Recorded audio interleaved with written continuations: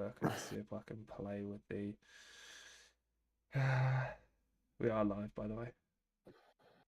Okay. The I think the other speed. one did as well, I bet, until we fiddled with it. Maybe if I slow down the speed.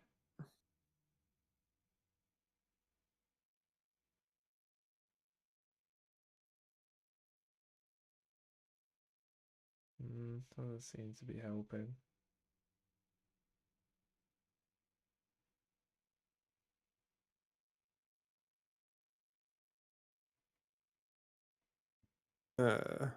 It's on a loop, yeah?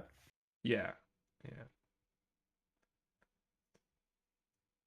Restart playback when source becomes active. No, let's just keep it on loop. Maybe that'll help. Let's share to socials.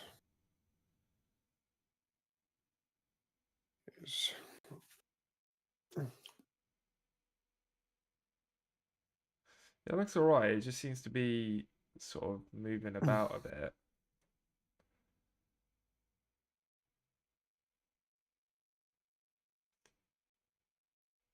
I can see what you mean. It's like a little bit choppy, but I can't tell if it's the stream playback or if it's the background. Because I'm also a little bit choppy, so. Yeah, it's choppy my end. I wonder if it's to do with the quality of the file or something. Maybe the quality of the file is high, or I'm wondering if we can down to scale it or something. You know, I do new. but if there's no other if there's no other options you can see immediately, that'll work for now. That's no biggie. Let me have a look. I mean, it's loop. Use hardware decoding when available.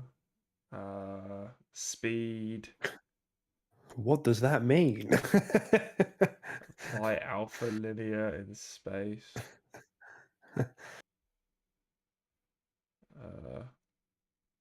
I think there's too much I can do with it. Is hardware decoding not ticked? No, it's not ticked. Maybe give it a flick and see what happens. Okay. Stream's about to explode.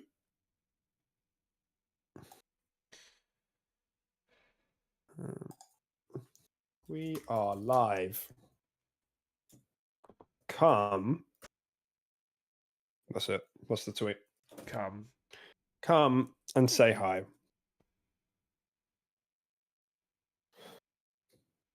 I think that's helped a bit. Yeah. Okay, we'll just go with that. I think that's helped a bit.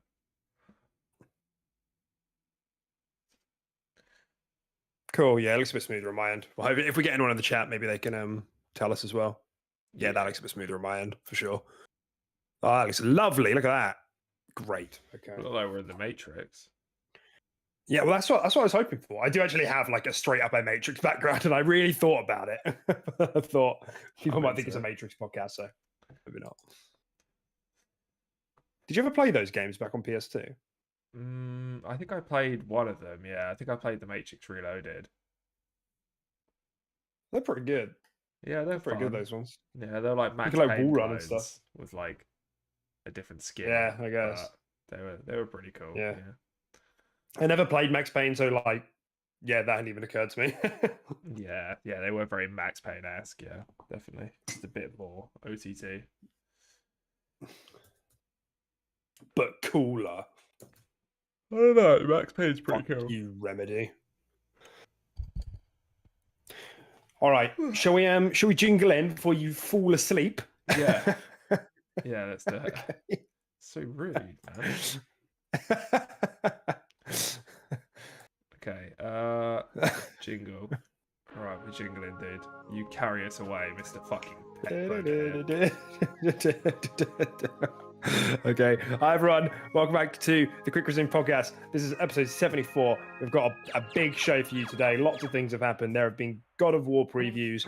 I finished the Rings of Power. There's been Avowed leaks. Is Series S holding back the industry, causing poverty, stopping interstellar travel. Who knows? Honestly, it's something that we will probably figure out all today in the next hour and a half to 2 hours. We'll answer all of those questions, and the world will be a better place because of it. My name is Deck. Don't commit to that. We're not going to answer all of those questions. They were ridiculous. We will. No, it doesn't mean they're going to be right, but we will. We'll provide an answer. I mean, that answer might be like not good. Anyway, that's Tim over there giving me shit. Hello, Say hi. I'm Tim. That's what I'm here for. That's my job. Tim, give me shit, hella. Whoa, dude! That's Out what my they call last you. name. We're gonna get you just DDoS me, dude. No, what's it called when you like reveal someone's like address or like reveal where they are? What do they call it? Like a celebrity? Oh, what do they call it? I don't know. We'll get you swatted though. Yeah, no, I wouldn't the first time. SWAT team always in my house. Was it on the podcast? Was it on the podcast the other week where I can't remember if it was on Xbox or if it was on the podcast where I meant to say defamation and I said defecation and I haven't lived it down since. Yeah, I think it's that still might haunting be, me. I think that might be the one. I think it was on the podcast. Yeah. Incredible. Oh, no. Yeah, it's good stuff. Well, yes, it's been a big week, and not just for Xbox, but stuff happening all around the industry. I've tried my absolute best to keep these notes concise for the week. So if you're interested in hearing two jabronis, talk through that, you're in the right place. So start with the basics, Tim. How's it been going? How's the game brain been? The game brain has been essentially just Overwatch. That's basically it. Nothing but Tracer. Nothing but Tracer. I don't play Tracer, dude. Tracer's for dickheads. Yo. Don't come at me, Tracer. Personal. It was a mistake on my end. I didn't mean that. Somber man. No, yeah, basically, yeah. Like the only game I think I played all week has been Overwatch 2. Just been hitting that pretty hard. We entered the rank scene just the other night. Now that the bug was fixed on Xbox's end, where you got an achievement and you just got kicked from the game. We kind of were waiting on that to get fixed because we didn't want to get kicked from our ranked games. Rightfully so. By the time you get back in, you've basically lost if you've lost a player. So that's been fixed. We dove into that. That was great fun. Super crazy sweaty, but very enjoyable at the same time. It was really weird how quickly that bug conditioned me, because when I was playing Scorn, even when I'm playing Plague's Tale, when I'm getting achievements, I'm tensing up, expecting my game to crash. Yeah, really weird. it was a really serious issue. But especially for new players, right? Especially for new players, yeah, exactly. We had a substantial amount of achievements from Overwatch 1 still, so I think it's 150 in the game. So if you're starting fresh, mate, you're popping Chivos like crazy, and that shit was just kicking you all the time. So yeah, but they fixed it. They did take their time, not gonna lie, it took them a couple of weeks, but they fixed it, and we've been playing some ranked, which is good fun, isn't it? Yeah, good time. I'd be interested to know. Yeah, I'd be interested to know what more casual gamers' views are on ranked play, because it's kind of interesting because it varies from game to game, doesn't it? At least it does in our friend group, but ranked is not as important to some people. Maybe it depends on the seasonal cadence. I don't know, Rocket League, for example. When our friends go on Rocket League, all they play is ranked. Yeah. Pretty much, unless we're playing customs or something. Whereas something I think back to Smite, when we played the MOBA, we barely played ranked in Smite because it was so intense. The games would go on for but then we 45 minutes up to an hour. We played a lot ranked in Apex, though. We tended to grind that pretty hard most seasons and get to Diamond. So, yeah, it kind of just depends on just the people you're playing with. I think it does vary. We have one or two people that really just don't enjoy the pressure of ranked and stuff like that, and they just kind of want to just play a bit more of a chilled sort of pace. But it's weird because they take like the pubs just as seriously. You know, they're doing call outs, they're doing picks to counter other picks, and they're playing properly. But then it's just that, I don't know, they just have this weird like mind block when it comes to actually moving it into ranked. You know, where I try not to see them too different, you know, and everything's kind of a learning experience. You know, even if you lose, you know, it's just sometimes they're just better than you, or we did this wrong, or you know, you can sort of evaluate what happened. I don't tend to get, well, I try not to get too tilted. Where obviously some of the people we play with can get pretty tilted pretty quick. So yeah. Yeah, definitely. I guess, yeah, it is kind of interesting because it kind of comes back to that whole debate about matchmaking. And like you said, I think there is an element of like subjective, like tolerance to stress and loss, I guess, you know. And it's, you know, because like a lot of the conversations around matchmaking at the moment, I guess this is mostly talking from Halo, but I've seen this conversation pop up in a few places. Is that it's balanced quite tightly so that you're against people of your skill level all the time, whereas there's this big sort of counter movement that matchmaking should be much more lax than that, especially in socials. Because then you get less sweaty games, essentially. You know, how it depends how you quantify sweaty. You know, does sweaty mean good games? Is a hard game a good game to you? Is a hard game a bad game to you? You know, so I think, and it definitely, if you think back in the day, you think about like matchmaking was way more lax. Like you would have a very mixed or like inconsistent quality of games. You'd have games where you popped off, games where your team could do nothing, games where you're against people that play for a living. Do you know what I mean? Whereas you don't tend to get that as much nowadays, but you do get more competitive games. Yeah, I mean, yeah, it's all about finding that game consistently at your skill level, which I think they're getting better and better at. You know, we still had a couple glaring issues. I know our first game into ranked was that push map, and we literally just lost in about 30 seconds, didn't we? That team just absolutely rolled us, camped us out of spawn. The first game of ranked, yeah, and you could clearly tell that these people were just far above our bracket, which is saying a lot because we, you know, we're not like noobs. We tend to sort of crack those sort of high platinum and diamond sort of ranks in every single FPS we played. So it's not like we're a bunch of bronzies and they're just plats and they're stomping us. It's like the players that do that to us are literal like grandmasters, probably, you know. So that was a bit jarring. But then it got better, and I think after you place, I think our games will be better as well because now we've settled into like a sort of mid gold. I think we got placed. You know, we'll find that relatively easy until we sort of get to plat, I think, which is how we normally get for our games as well. And then plat will start to get sweaty again. But yeah, it's definitely and it's knowing you go into ranked is also just knowing you're going to have like a really intense game all the time, and that can be quite exhausting to some people. Every game is going to be a nail biter. Every game is going to be 20 minutes of pure focus, you know, and stuff like that. And I do understand why that's not appealing to a lot of people, and it is quite draining on us. I mean, we played it for a few hours, but you know, there were a few times where even you were just like, we finished the game and you were like, fucking hell, like I don't think I even blinked. You were like blinking and your eyes were streaming with tears. So yeah, it can be pretty intense, but yeah, it is for sure. No, it's really interesting. I'd be interested to see what the casual audience's kind of views on ranked are, and if they would ever go into it, or what they would need to make that push. But like you said, it maybe it is just more of like a subjective view on ranked, and it's just too much effort. But you know, like having said that, like you said, the times that you know we played those games, and I you know noted that like it was really intense. You know, I hadn't blinked for ages.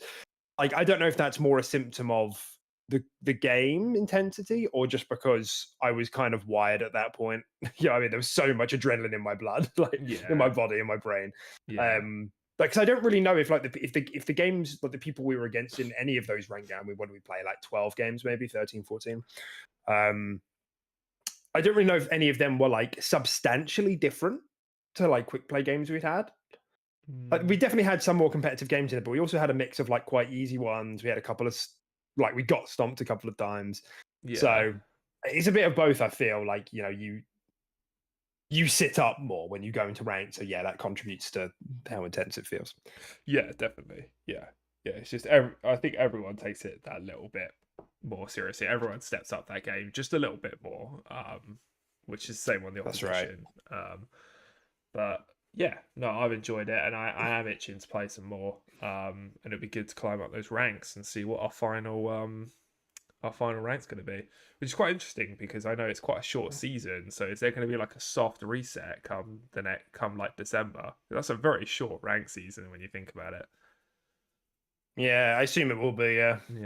Same as usual. I hope it'll be soft requalify. and not like hard reset. I don't know, because it seems it just seems very short. It's like 2 months, and it seems extra short because people have avoided it due to the bugs until now. So it's just like, if we want to try and reach diamond or something like that, it's just like we really don't have that long.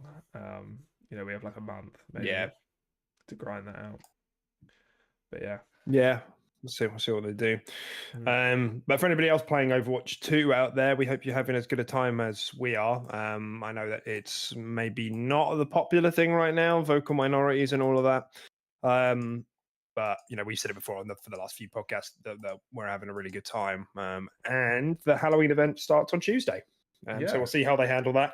I'm sure it will cause a host of more angry tweets about monetization, half of which are probably fair and the other half are probably not. We'll see how it goes. Yeah, it'll be interesting. Yeah. So I wanted to just touch on a couple of other things that I've been doing as well before we get into the honorable mentions for the week. The first thing is that I finished Rings of Power. I mentioned that in the intro. Have you finished Rings of Power, Tim? Yeah, I finished it, I think, last week or the week before, whenever the last episode did. Right. Yeah. I finished it last night, I think. Yeah. So what's the temperature on that show, on that series? I thought it was okay. Like, I'm very much like, I'm not one of those people. It's just like, it's not lore accurate. Like, they didn't do this or whatever. They said they were adapting the timeline to suit the story they wanted to tell. Like, they straight up said that. You know, they were just like, we can't tell a story if we have to stick to the very strict timelines that have been established. So we're just going to manipulate it a little bit. Which is fair enough. You know, I think that's completely fine. And I think for the most part, it was pretty good. You can tell it's very high budget and very, very well, like, just very well done when it came to like all the costumes and the effects and like the camera work and just all that sort of stuff. The whole aesthetic of the show was very high budget, but it was a bit slow in a lot of places, and I don't think enough happened throughout the series for me. I would have liked a bit more stuff to have actually happened. I guess we'll go into relative spoiler, so I'll throw up a bit of a spoiler warning here. For anyone watching, there's a little bit of a spoiler warning coming here. I was expecting a little bit more in the side of like Celebrimbor and stuff like that. You know, like, I thought the show was going to be about the Rings of Power. Didn't really end up being about the Rings of Power. They were like made in like the final 10 minutes of the season.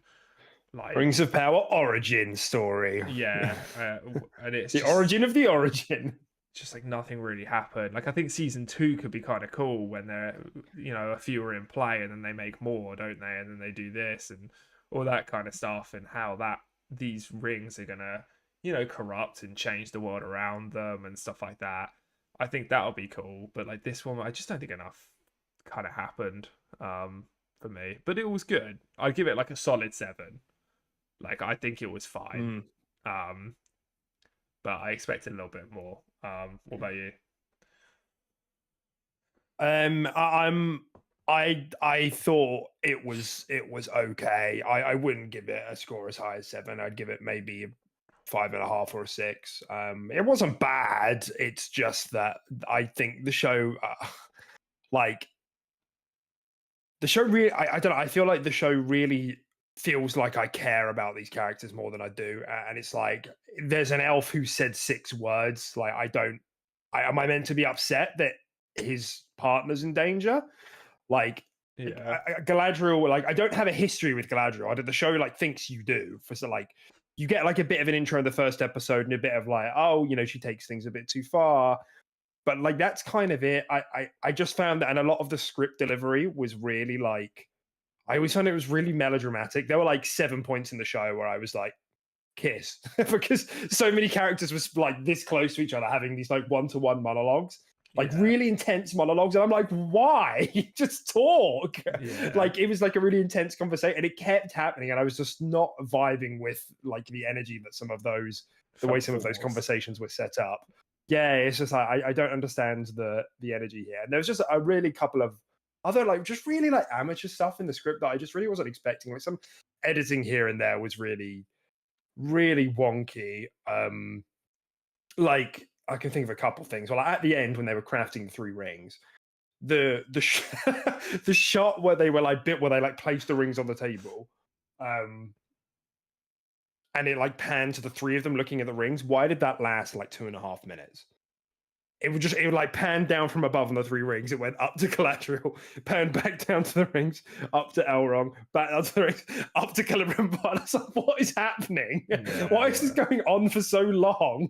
yeah. Well, it's supposed to And then, be, yeah, a big deal, isn't it? But yeah, it's probably a little bit. but it's just like it just lingered for so long. Why? Mm, And the one thing, there's just one thing that stands out in particular that I couldn't believe happened was when they were on Isildur was on the boat, and what was he doing? He was down there to set it afire, wasn't he? He was down there to like light it, and then someone walked in and caught him. Whoever that guy was, he was like the advisor or whatever. yeah. And he was like, "What are you doing? Don't do it!" And then they drop the light on the floor. Fine, you know, ship goes into flames. So they run to get out. Isildur runs out, and he turns around, and the guy runs up the stairs and smacks his head on like a beam and gets knocked out.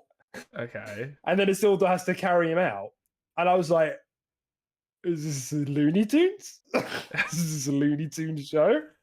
I mean, My man just like knocks himself out.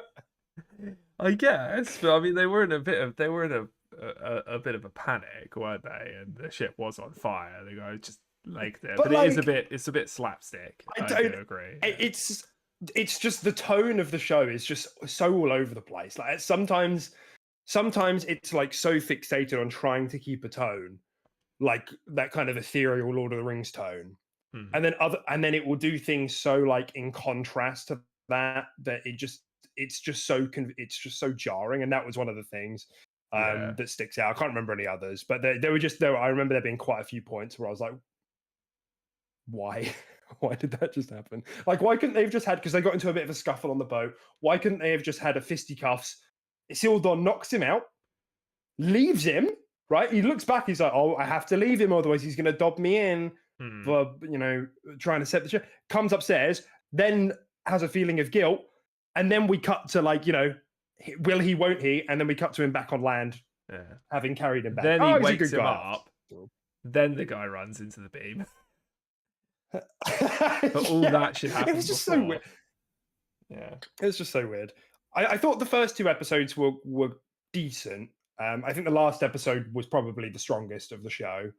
Some of the twists and reveals were quite fun. Yeah. Um, I quite liked it. I just found it kind of bland. Like, and because like in the last episode they had like the whole thing with the what are they called in this? The half-wits, the not hobbits. Oh yeah, I think they're Half-wits, just what they called called. half-wits. Yeah, that's it. Yeah. Yeah, like that was quite like a well-deserved payoff at the end when she ends up going with the wizard. That was a good payoff. But Who's Gaddard, yeah, by the way. but like you said, apart from that, not much happened. I mean, yeah, I assume it is, yeah. Yeah, because Which I think is a bit lame, to he be said, honest. yeah, that landed a little bit flat for me because he said the same thing he says in the Fellowship of the Ring. You know, where they're trying to figure out where to go and they have the 3 tunnels in front of them, and then he's just like, "Oh, this is the way," you know, because he's like, "I have no remember of this place. You know, I don't remember anything of this place." You know the meme. And Yeah. and then he's just like, "Oh, it's this way." And then like, "How do you know?" And he's just like, "It smells the least foul. You know, when in doubt, always follow your nose." And then he says the same thing. This guy in the Rings of Power. So Right. it's literally like, this is just fucking Yeah. Gadders. I was really hoping it wouldn't be incarnated Gadders. I was really hoping it wouldn't be because I was hoping we'd get some extended lore with the show. You know, I was hoping it'd be maybe Radagast or even Saruman, right? You know, he had a bit of an interesting arc, and there are 2 blue wizards off in the world doing their own thing that we know nothing about. You know, that's in the lore. But you know, whatever. It is what it is. So yeah, whatever. It was fine, like you said. It wasn't bad, but there were bad moments that really dragged it down for me. Yeah, exactly. Yeah, there are people who are on the internet saying this show was a stinker. Don't give it a season 2 or whatever. Right. It's just like, all right, it's not that bad. Like, chill out. This ruined my week. This ruined my week every week. Yeah. You know, when I watched it. The last 3 months of my life have been hell. Yeah, which it did, to be fair. I vomit every day. Yeah. Although, what I didn't realize until like nearly at the end of the series is that the mate who's playing Galadriel, or as they say, Galadriel, what's her name? Moffat Clark or something like that? I don't know. Yeah. She was the main actress in Saint Maud. I knew I recognized her from somewhere. And Saint Maud, I don't think I've spoken about it on the podcast, but it's probably one of my favorite horror films of all time. It's so good, and she was really good in it. It's like a religious horror. It's utterly terrifying. Just very grounded and scary. I would totally recommend it. Oh, I lost you for a sec, but you're back. Oh, sorry. Well, if you didn't hear me, I said Saint Maud. Yeah, big recommend. Go watch it. Same actress. Yeah. Okay, and I suppose the other thing I should touch on is Plague's Tale. I'll try to just go through this quickly. Don't linger on it too long. Plague's Tale Requiem, really good so far. You know the deal. It's on like an 84 on Open Critic or something like that at the moment. So really strong. I think that's a couple points higher than Plague's Tale Innocence, the first one. I'm really enjoying it. I think it's just a couple of layers short. There's a lot of people talking about how good it is visually, and it is visually very good. Bearing in mind that this is a next gen only game, just like Gotham Knights. Mm-hmm. But it's missing a couple of layers. I think that makes it like some big AAA blockbusters. Like the foliage isn't particularly good. The lip syncing isn't that great. Some of the character models are just okay. But the environments and the skyboxes and the texture work all looks amazing, like really detailed. Lighting is really good as well. I just thought it was interesting because I see a lot of people like really emphasizing how good it looks. And I'm like, it is good. But like for a next gen only game, there are some big like downsides to the technical aspects of this game that drag it down. It's kind of like you're only as strong as your weakest player sort of thing. And you know, when you've got a beautiful scene going on and the lip syncing isn't ideal and the facial animations aren't perfect, it just brings the whole thing down. But anyway. Agreed.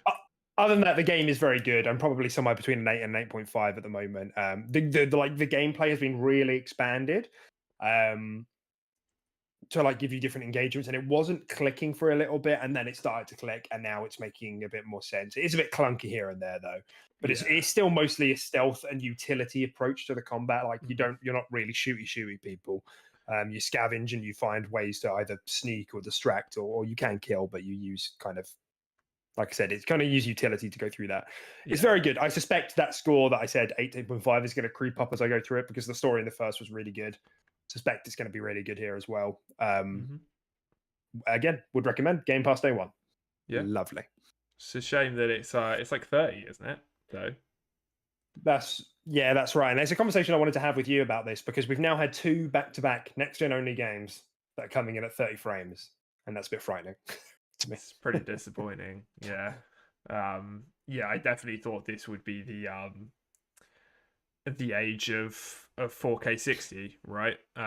It's a little bit, I feel like last gen we were creeping into, we were basically at 4K 30 for a pretty decent amount of last gen. So like, why are we still at 4K 30 for next gen? Like, can we bump it up, please? Like, I'd rather you reduce graphic fidelity and lock it at a 4K 60 than you to give me a little bit more graphic boost and half my frames. So it's just weird, but I also don't feel like I should be needing to make that sacrifice as well. Like I don't know why we can't have these things running at 60.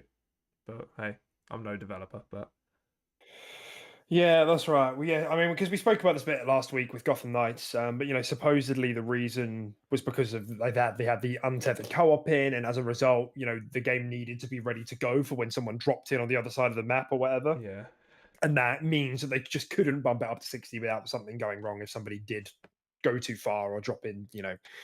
I'm not sure what the reasoning was with Plague Tale here, which does have a bit.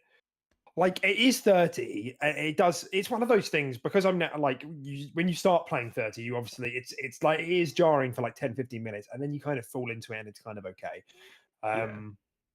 But like, because I'm looking at, like, one of the other things I wanted to speak about in the honorable mentions is some of the God of War Ragnarok previews have gone out, right? And some of the performance settings that game has are great. And one of the things that they focused, one of the options was 4K 40 frames, which is like a really peculiar one.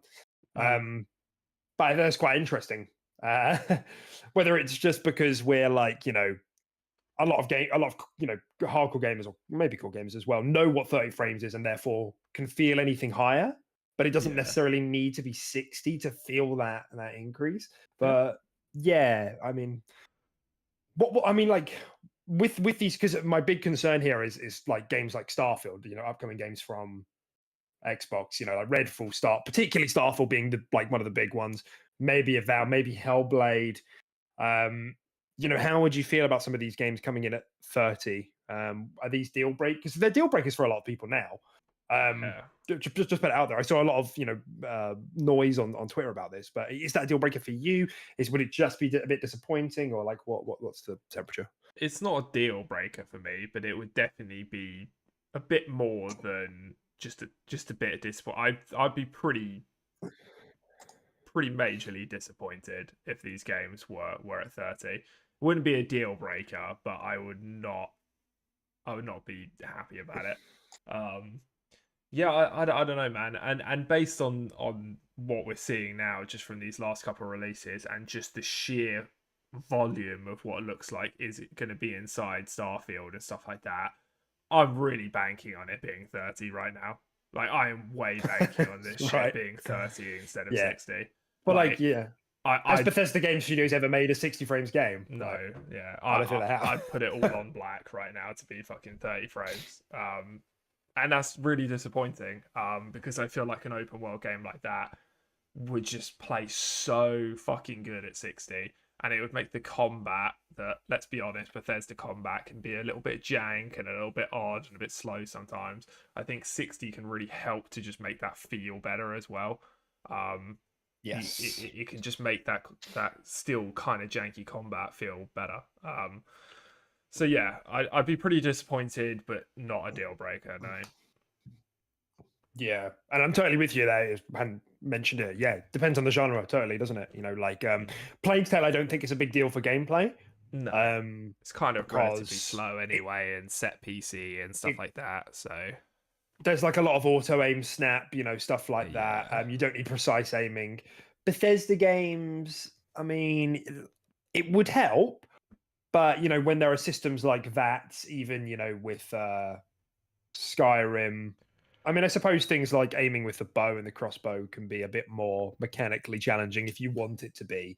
Fallout as well, but again, they're quite lenient with the auto aim and the aim assist, but still, it would help. First person games always helps, you know. Yeah, 100%. So yeah, I'm with you.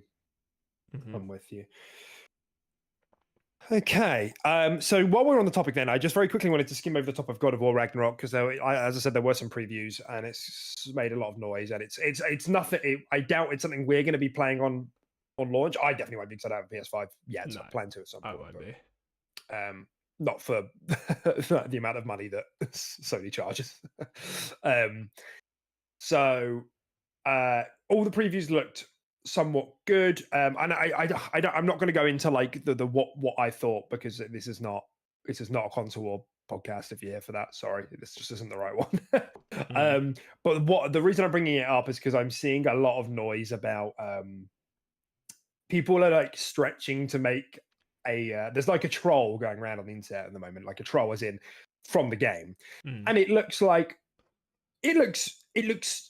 stupid. It looks like a stupid troll by design, right? Okay. And a lot of people are a lot of goofy, like a lot of low intelligence Yeah. of being creature. Yeah. Okay. That's right. It's like rocky, it's covered in scales and rocks and stuff.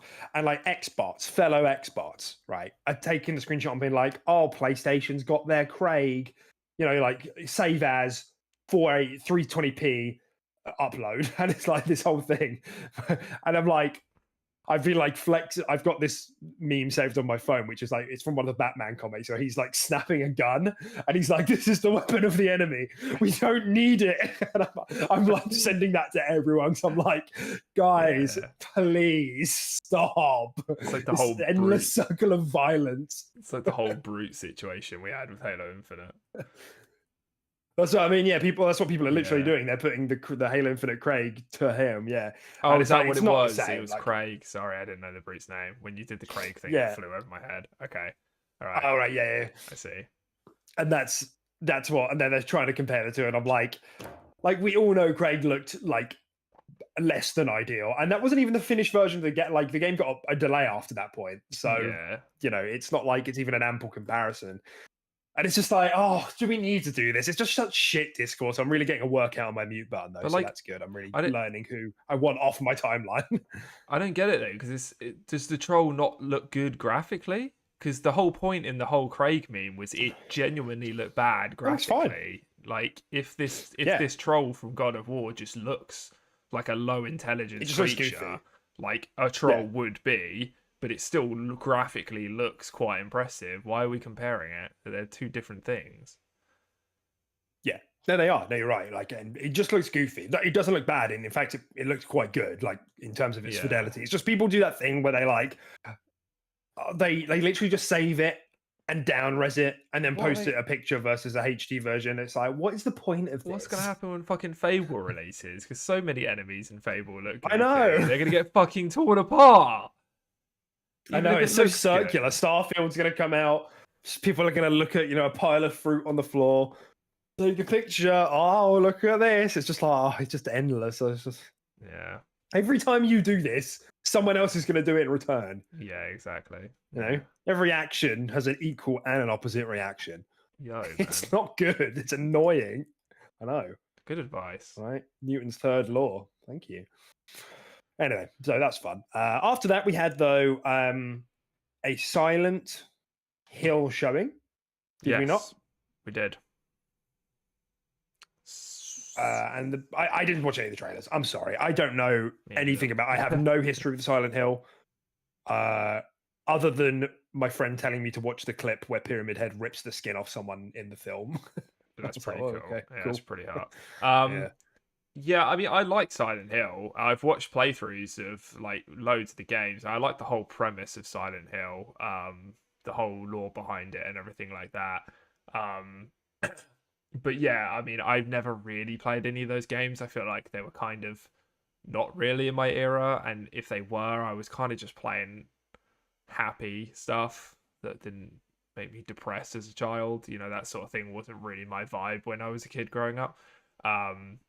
Yeah, but yeah, it's pretty exciting, and I definitely might sort of dip my toes in because now I'm an adult and I do enjoy horror games and horror genre. I'm a big fan of.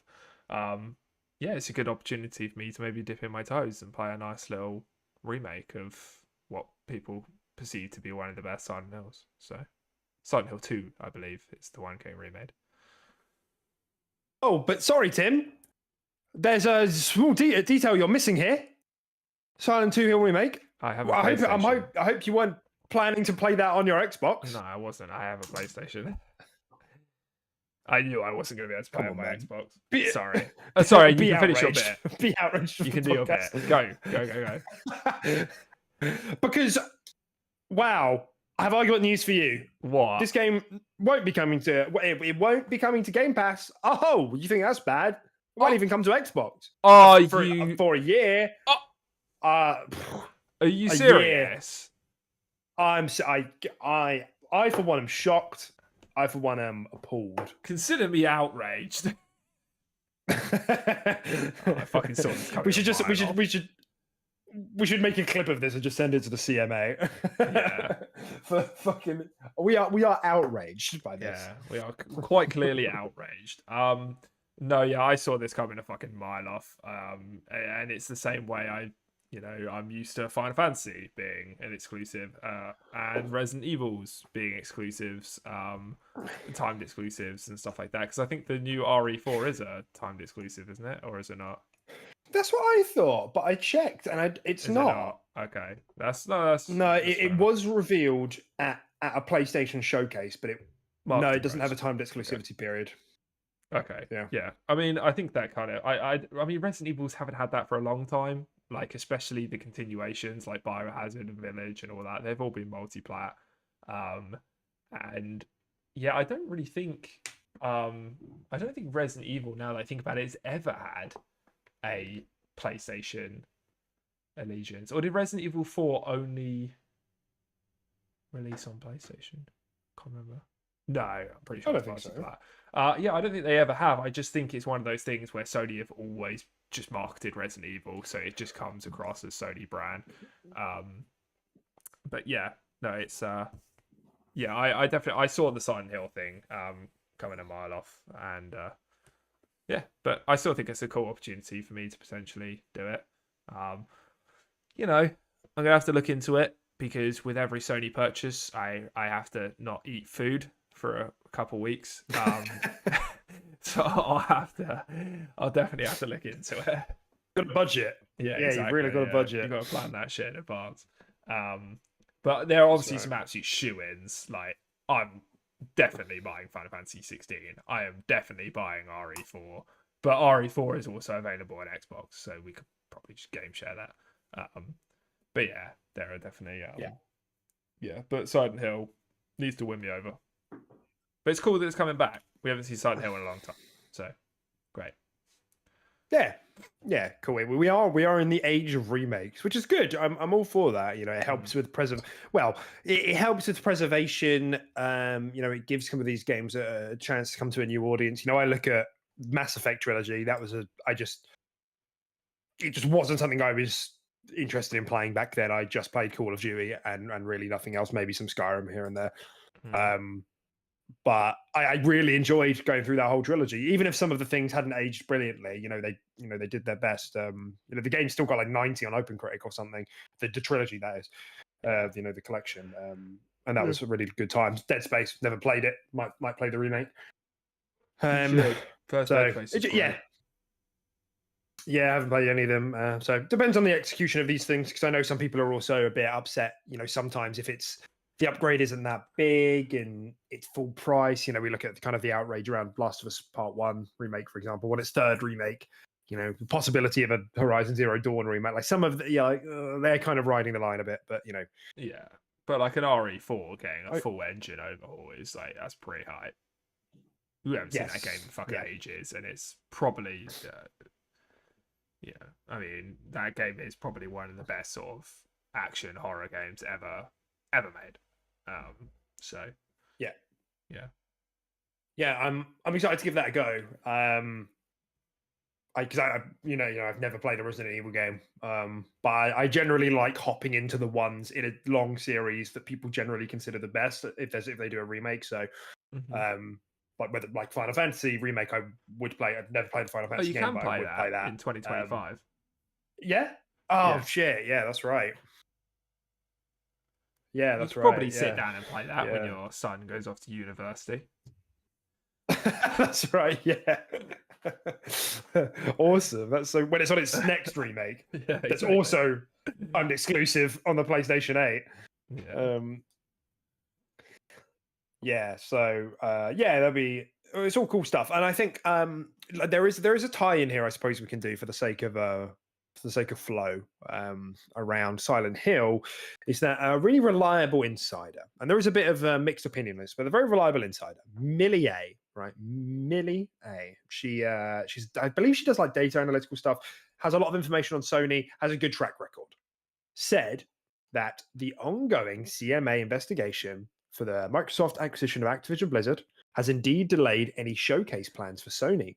Exclusive titles and first-party IP were locked in, and Sony believed that a showcase will add weight to Microsoft's arguments. Silent Hill and Kojima Who Am I reveal were part of the show.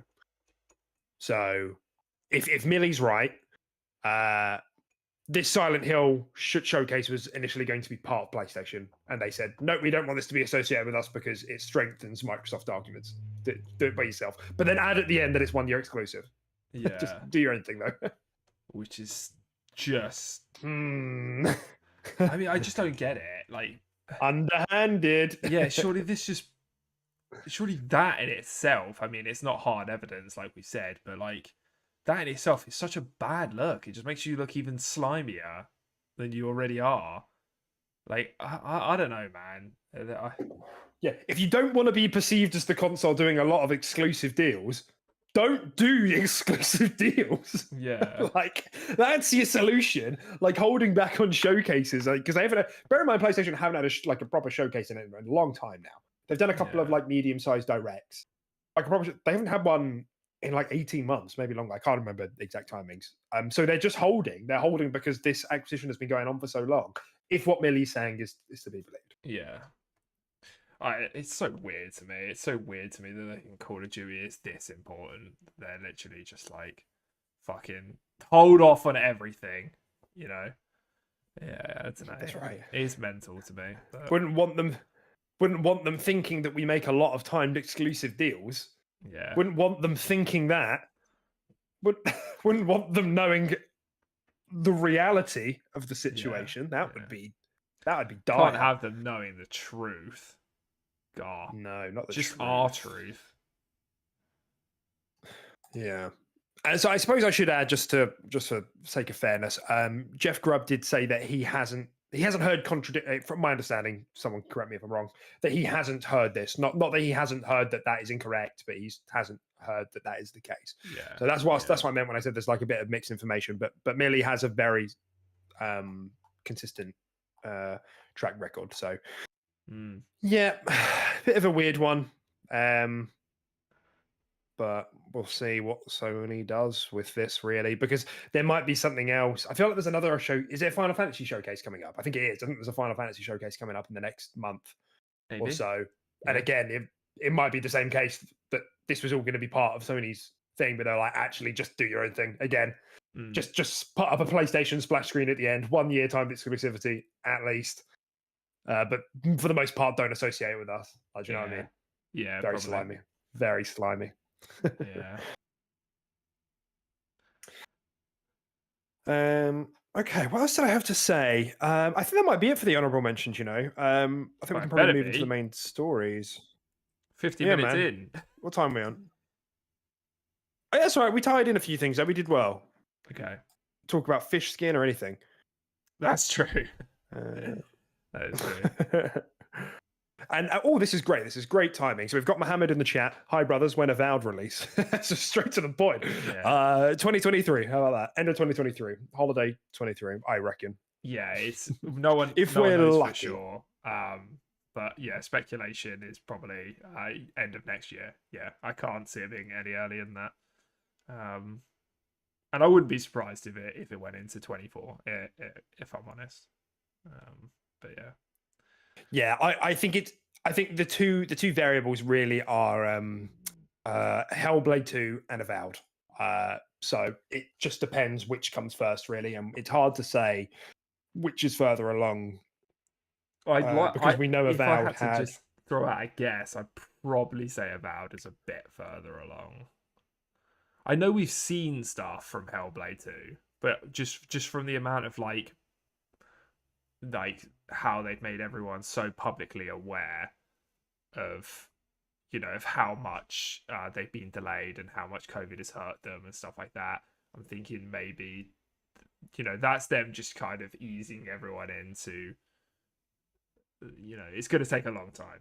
It's going to be a little while longer. But yeah, I don't know, because it's so hard to say because Avowed has just been so silent. They could be way further along than we think. They're just being really silent. Right. So sorry, you think Avowed is first? Did I hear that I right? think Avowed might be first, yeah. Yeah, like you said, it is hard to say. I guess, just following my nose, in the great words of Gandalf, I would say that Hellblade is further along simply because we've seen gameplay of Hellblade and we haven't seen gameplay of Avowed. Perfectly possible that schedules just haven't lined up, and so we haven't seen gameplay of Avowed really. I mean, we know the original trailer we got at E3, whenever it was 2 years ago, was in engine stuff, but not quite, in game. But it is hard to say. We do know that Hellblade has been particularly affected by COVID because they do a lot of mocap. They do a lot of texture and material scanning, a lot of in-person stuff that can't be done remotely.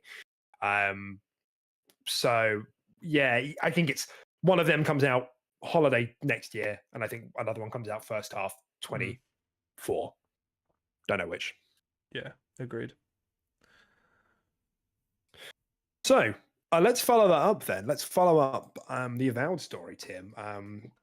The one now, I found out during this story that Tim actually doesn't have thumbs. Oh, shut up. I scrolled down, dude. It was just like a less pixelated version. That's all I had. Oh, fucking. I'm going back on your link, actually. Screw this. I'm going to fight my corner. Scroll past your stupid cat. I sent Tim a link over there, and I was like, "Oh, look, there's a Avowed screenshot here," and he was like, "I don't get it." Like, because on the link it had a blurred version, a second blurred version, and then a clear version.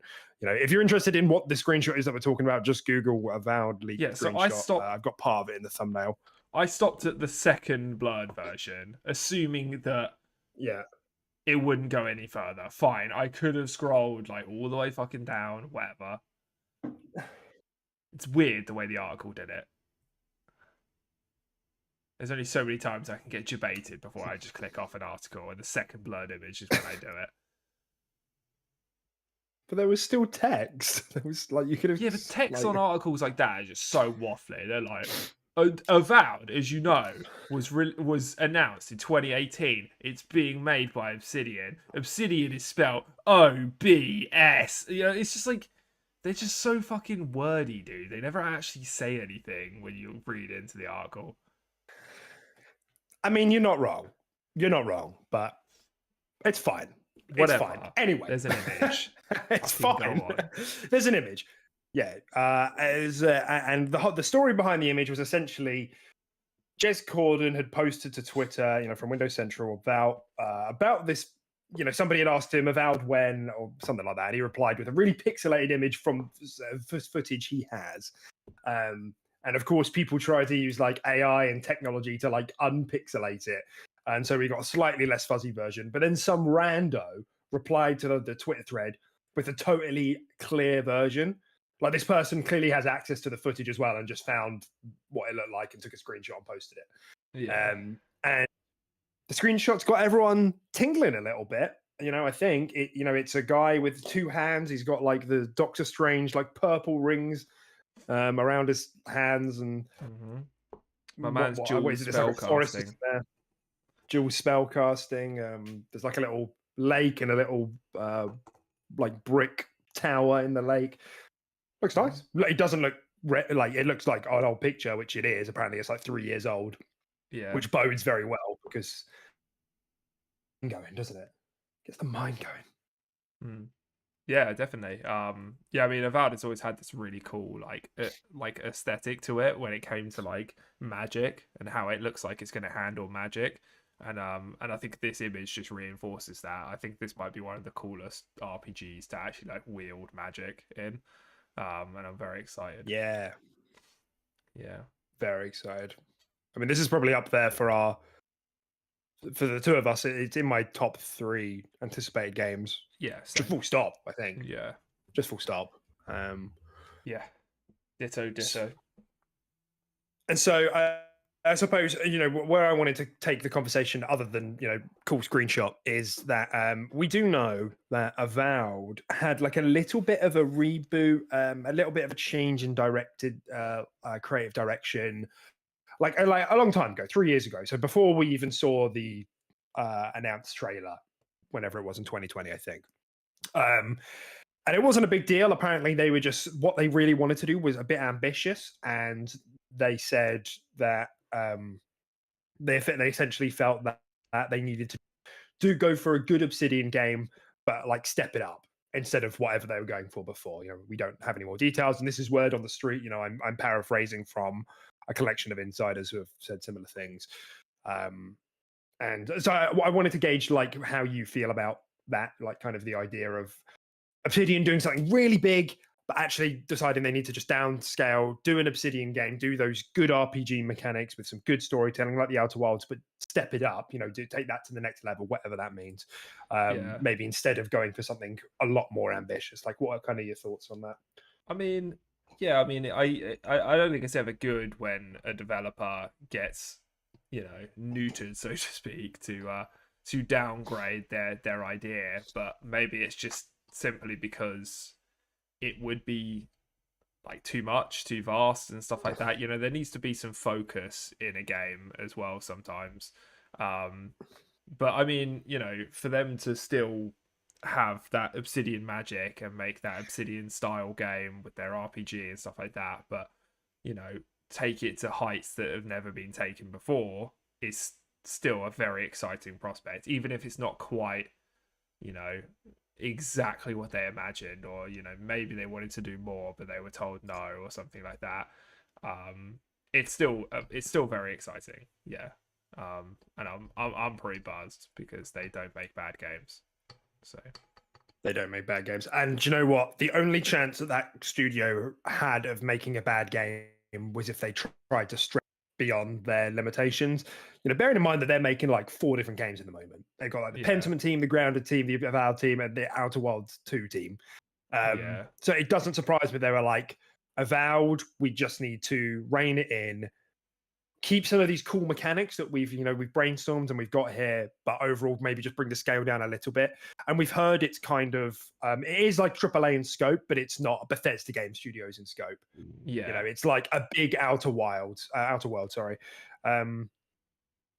which I think is like there's always going to be a time for a more ambitious game. Like Obsidian are under, this will be their first big budget game under Xbox. Obviously I'm excluding Grounded because it's not big budget, arguably. There'll always be time for a bigger one. They can upsize 50 to 100 more if they need to in the next 5 years. Avowed 2, like there's the original, the original vision. There's nothing. I don't think there's nothing wrong with downsizing if it results in because from my understanding is a lot of games go through this, and I think if we all think about the creative processes we've done in our lives, there usually is a bit of downsizing, whether it's you're writing an essay, or you're making a video, or you're making a picture, you're drawing a picture, whatever it is. It's never usually exactly you start how big and then picture you it. whittle it down. Yeah, Right.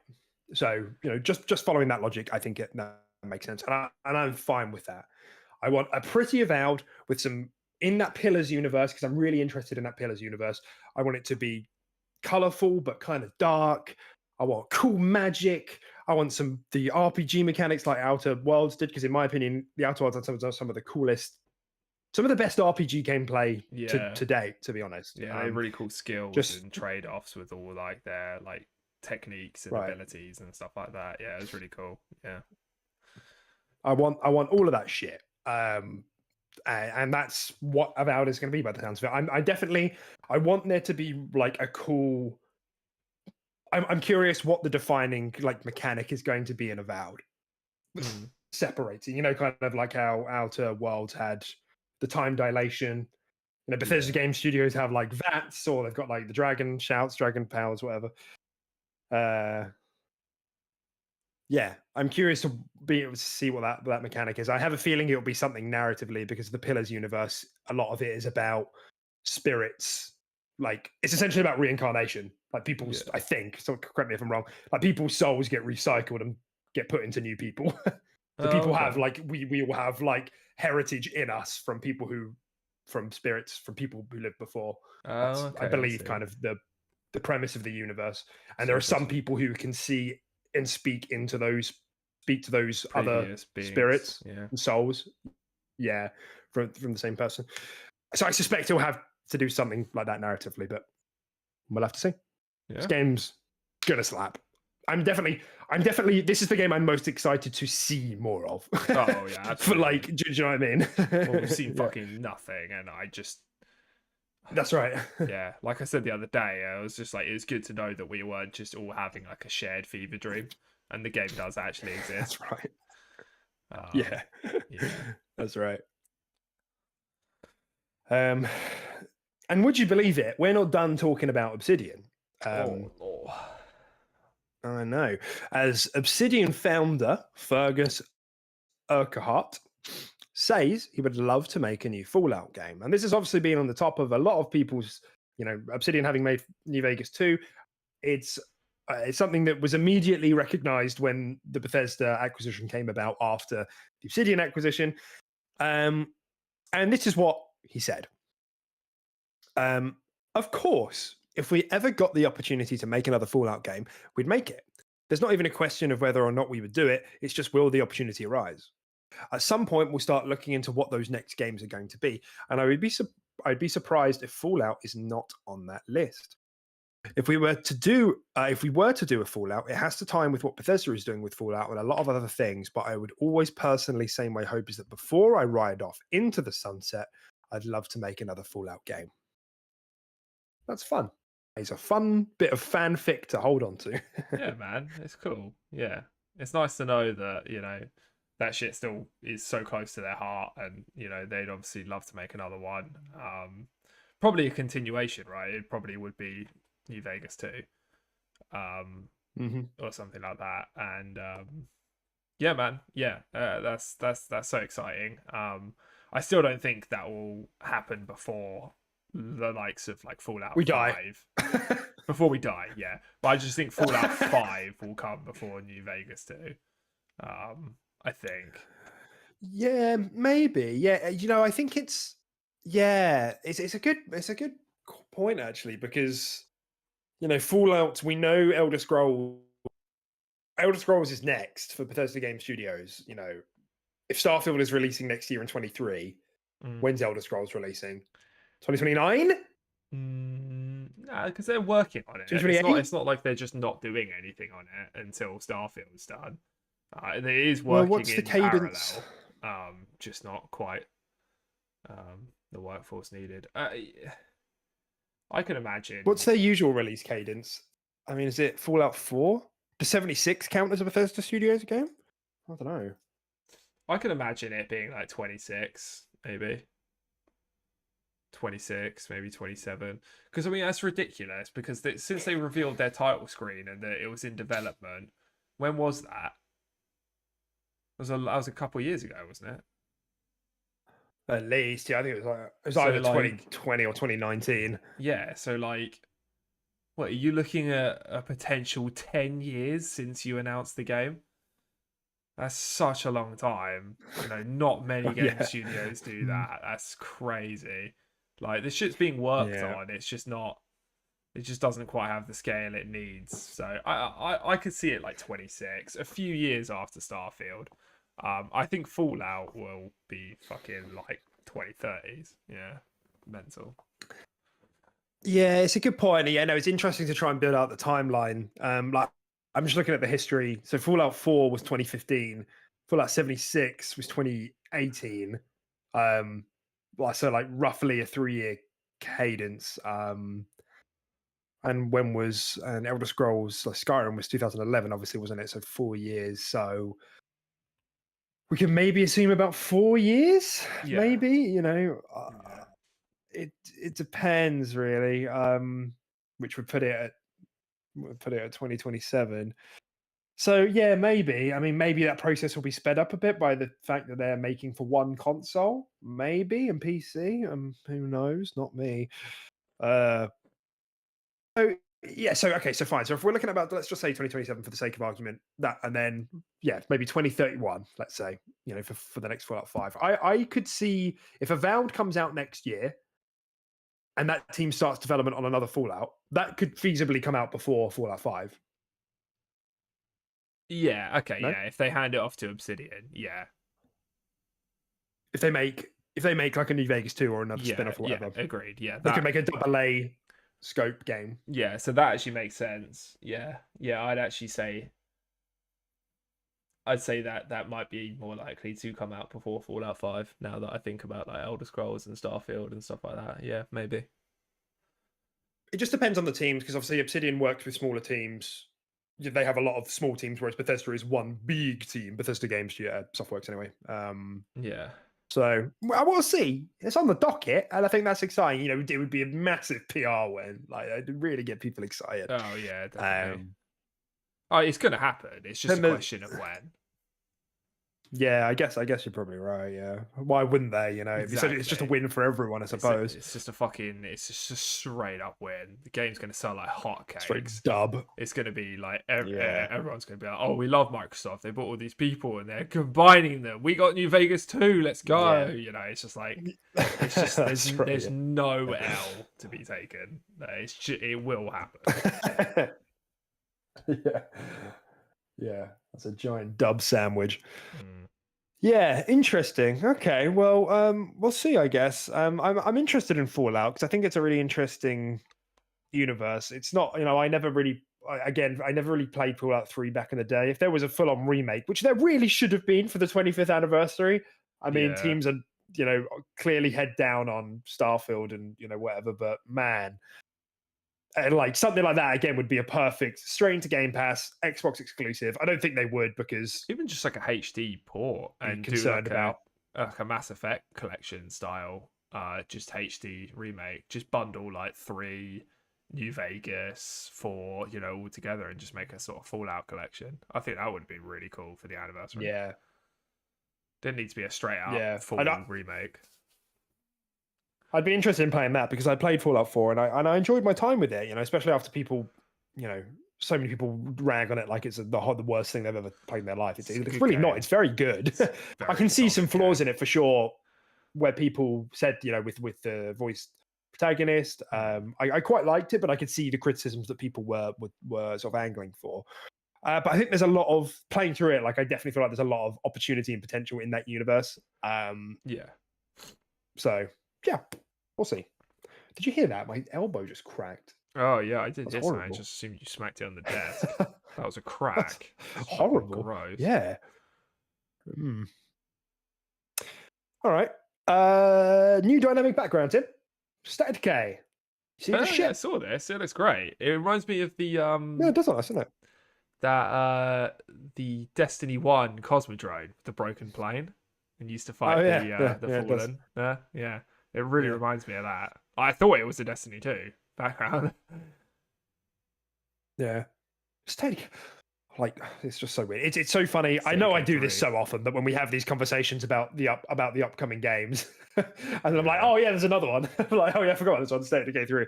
What the fuck? I really hope they State of nail this Decay one. 3. Yeah, well, going for a more realism look by the looks of it, but according, if the trailer is anything to be believed. And I think there was some the word on the street is that they're trying to get the characters, like flesh out the characters a lot more, so that you actually are following a narrative with actual people rather than stat bots. Rather than I'm hungry, get us medicine. Yeah. I search boxes really quick. Yeah. I shoot zombies good. Yeah. Okay, next story. Don't have much to add, but Microsoft is making some layoffs this year. 1,000, about 1,000 layoffs estimated. That's not ideal. You kind of get the impression that a lot of these big tech companies are kind of indestructible. So this is just kind of sad. It Like is it's just a kind of big sad face. Yeah, I mean, 1,000 Um, people losing their jobs is obviously it's horrible, but also not to like dilute it or make it seem insignificant. But 1,000 people losing jobs in Microsoft is but a drop in the ocean. yeah, that's true. But it's I don't want to downplay it. It's still horrible. These people's careers, but yeah. Mm. Yeah, so Xbox is part of these layoffs as well, and I guess this is it's just a weird thing, especially when Microsoft are making $68 billion acquisitions. It is a bit of a bad look, I think, when they're making such a big acquisition of Activision to be laying off so many people. Because does this mean that now hiring, like this makes me think that Xbox are really going to slow down the acquisitions after Activision Blizzard, whether it goes through or not, despite what they've said publicly. Like they've said they're going to keep going after this, but then it's like, why? Maybe these are just more like the roles have become redundant due to AI or something like that. Do you know what I mean? Yeah, Rather exactly. than money. But You don't we know all know if it's market's just tight like at the moment. Yeah, you don't know if it's just a cash flow issue. It could be something a bit more valid, as to why this is happening. Yeah. So, yeah. All right. Elite controllers. They're next. They're on Design Labs now. You can make your pink, your blue, and your gold controller if you want. Yeah. And kind of cheaper than I was expecting as well. Yeah, not gonna lie, I agree. I was kind of expecting if I just went mental on a controller, which I'm sure I probably still could rack up quite the price tag if I changed everything. I was expecting like the high 200s. Yeah, definitely. Same price as my controller. another console, another controller that got announced recently, isn't it? Yeah, weird A that. controller that you can't customize and basically does the same thing. Yeah, so it was a funny thing. I think these announcements clearly happened in response to one another. We're of course talking about the PlayStation Edge, which is like the Elite controller competitor. So I suppose let's start with the Design Labs first before we go into that. I did have a fiddle around on the website. I don't know if you did. I had a fiddle around with the colors. I hadn't realized, but after having listened to a couple of impressions, apparently the options here are a little bit scaled back from what they used to be. Because I think like you used to be able to put like patterns on, like camos, for example, like stripes. Yeah. That's not an option here. There's just a bunch of matte colors. There's a couple of different finishes. And there are quite a lot of options. Like you can change not just like the thumbstick color. I don't know if that's always been a thing. Yeah. The ringlets around the thumbsticks as well. The color, the base of the thumbsticks, like just a lot of like detail. The color of the paddles, just lots of cool stuff. Really, you can make a very sick controller. It's pretty cool. I see you made one for QRP. I did, yeah. I didn't mess around with it too much. I wanted to make like a quite good, like a sultry controller, like a kind of a dark woody kind of one. Yeah. Well, I made it like a bit bronzy. No, I didn't use our colors. That's true. I was just fiddling around with it. Yeah, I just think the white. Although it's a good, it's a good point on the website when you're making the thumbsticks. Anything that's not black, it pops up with a note saying, "Be careful. These will these will not be white soon. You grubby little gamer hands are going to discolor these thumbsticks." yeah, which is fair enough. Yeah. I think that's completely legit and a good warning to have because no doubt people would complain. Yeah, I hadn't thought of that. I just hadn't considered it. Yeah. Okay, so the PlayStation Edge then that got announced, and we have a bit of information. firstly, it's releasing January 26th, and it's $200, £210. That's weird.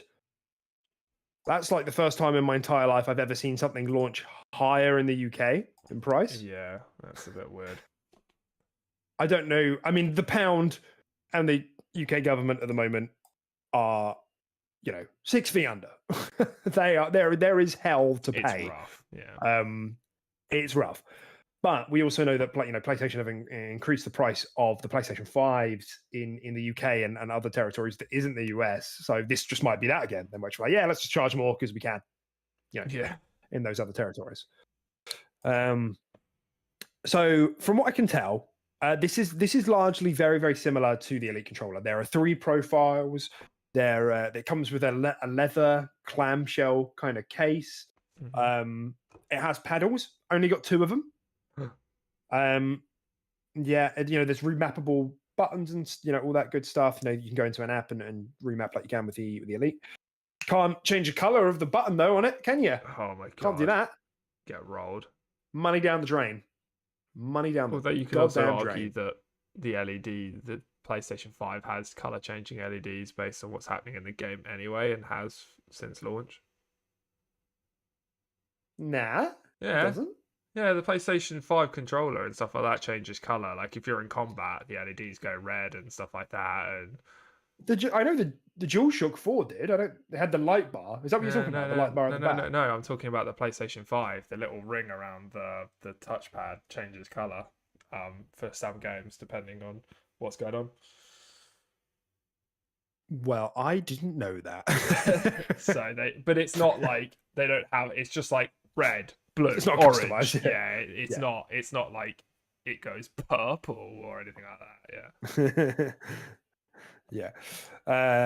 Okay. And so like the 2 features here that kind of distinguish it. The first thing, which I forgot to put in the notes, which I thought was so bizarre, is a cable lock.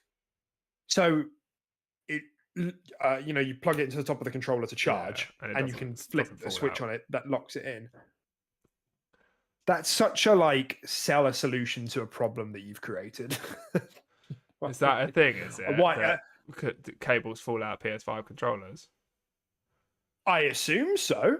Yeah. I mean, how long are these cables you're playing with? Are you playing them at max distance? They're it's like a tripwire across your whole room. Yeah, I think what's going on with it. Yeah.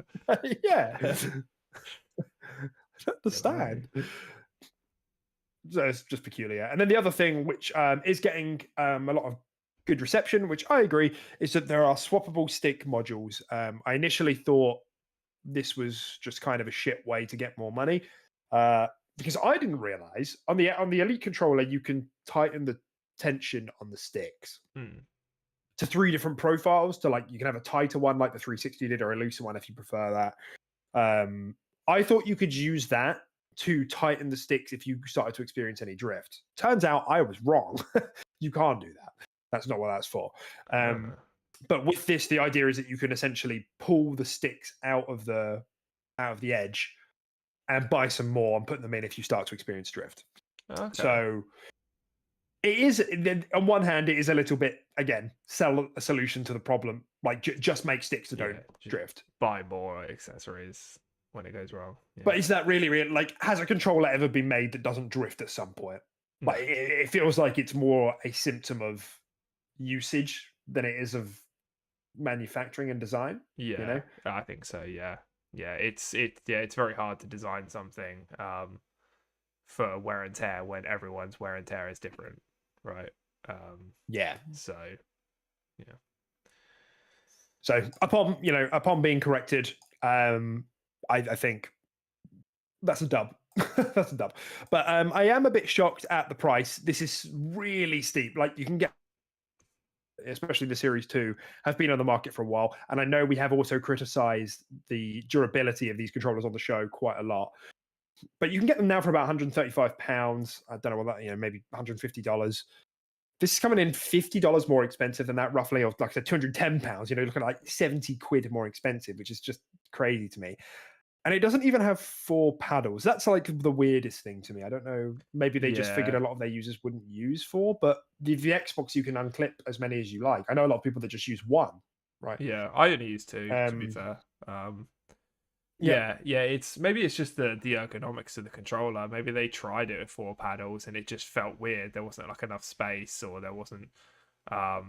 Yeah, I'm not really too sure. But yeah, the whole like 2 paddles thing is it's a little bit sucky. Yeah, it's a bit weird. mm, yeah. But it's nice that I think it's good. I think it's good. These sorts of elite controllers I think are a really good direction for us to be going. Mm. And hopefully it actually lights a fire under Microsoft's or Xbox's ass a little bit. To do something new with their controllers, because they had that. They had that edge of like, well, yeah, our controller might be the same as last gen, but we have a premium controller. Well, now they don't have that as a selling Yeah, point anymore. yeah. And if Phil's comments are to be believed, then it sounds like they have something in the oven, but remains to be seen. Yeah. Mm. Okay. What are we at? Hour and 20. What have we got left? Not too much. All right. So let's supposedly, Tim, Microsoft is building an Xbox mobile gaming store to take on Apple and Google. This came from The Verge, from what I could tell first. And then a couple of different outlets started to report on it. It's obviously not an official confirmation, but in the same way that there's a Play Store, there's an iOS store, Microsoft wants to have a Xbox mobile store. Don't know how they plan to do that distribution. Is it mostly for cloud purchases, or are they buying native mobile games, or are they just prepping to own King? You know, I don't know. maybe they do plan on just making some first-party mobile games. Seems a bit weird to me. I don't know. I feel like Apple and Google Play are just so established at the moment. It just makes sense to just put those games on those stores, and they're just going to sell more. They're just going to get more downloads. I feel like you're just kind of shooting yourself in the foot. And a lot of companies have had issues when they've done this, created like their own. It's not the same thing, but when like PC companies have created like their own launchers away from Steam, it's never really gone that well. People tend to, I mean, they flock to it if they have to, but they're not happy about it, sort of thing. And I feel like Microsoft have integrated so well with like Play Store and stuff like that already that it just seems kind of weird to me. I don't know. It seems like an unnecessary expenditure. But Have you ever played a mobile game that isn't Hearthstone? Pokemon Go. It's a fair point. But no. Anything else? No, not really. I did play some Angry Birds like way back when, like at school Yeah. and shit like that. But no, I've never been a mobile gamer. I suppose, yeah, yeah. It's just crazy to me because I've got this chart up in the notes. Sorry, you can't see it, dear listener, but essentially the amount of growth that the mobile market has had since, really, by the looks of this, like 2000, early 2000s, really, like it's so much. Like, it's just bonkers. Like it's above like PC gaming now.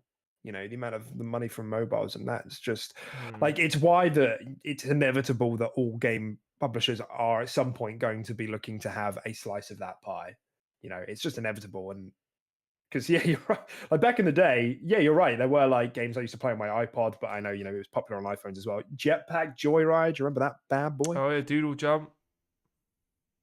Doodle Jump. Oh, Yeah. Mini Gore.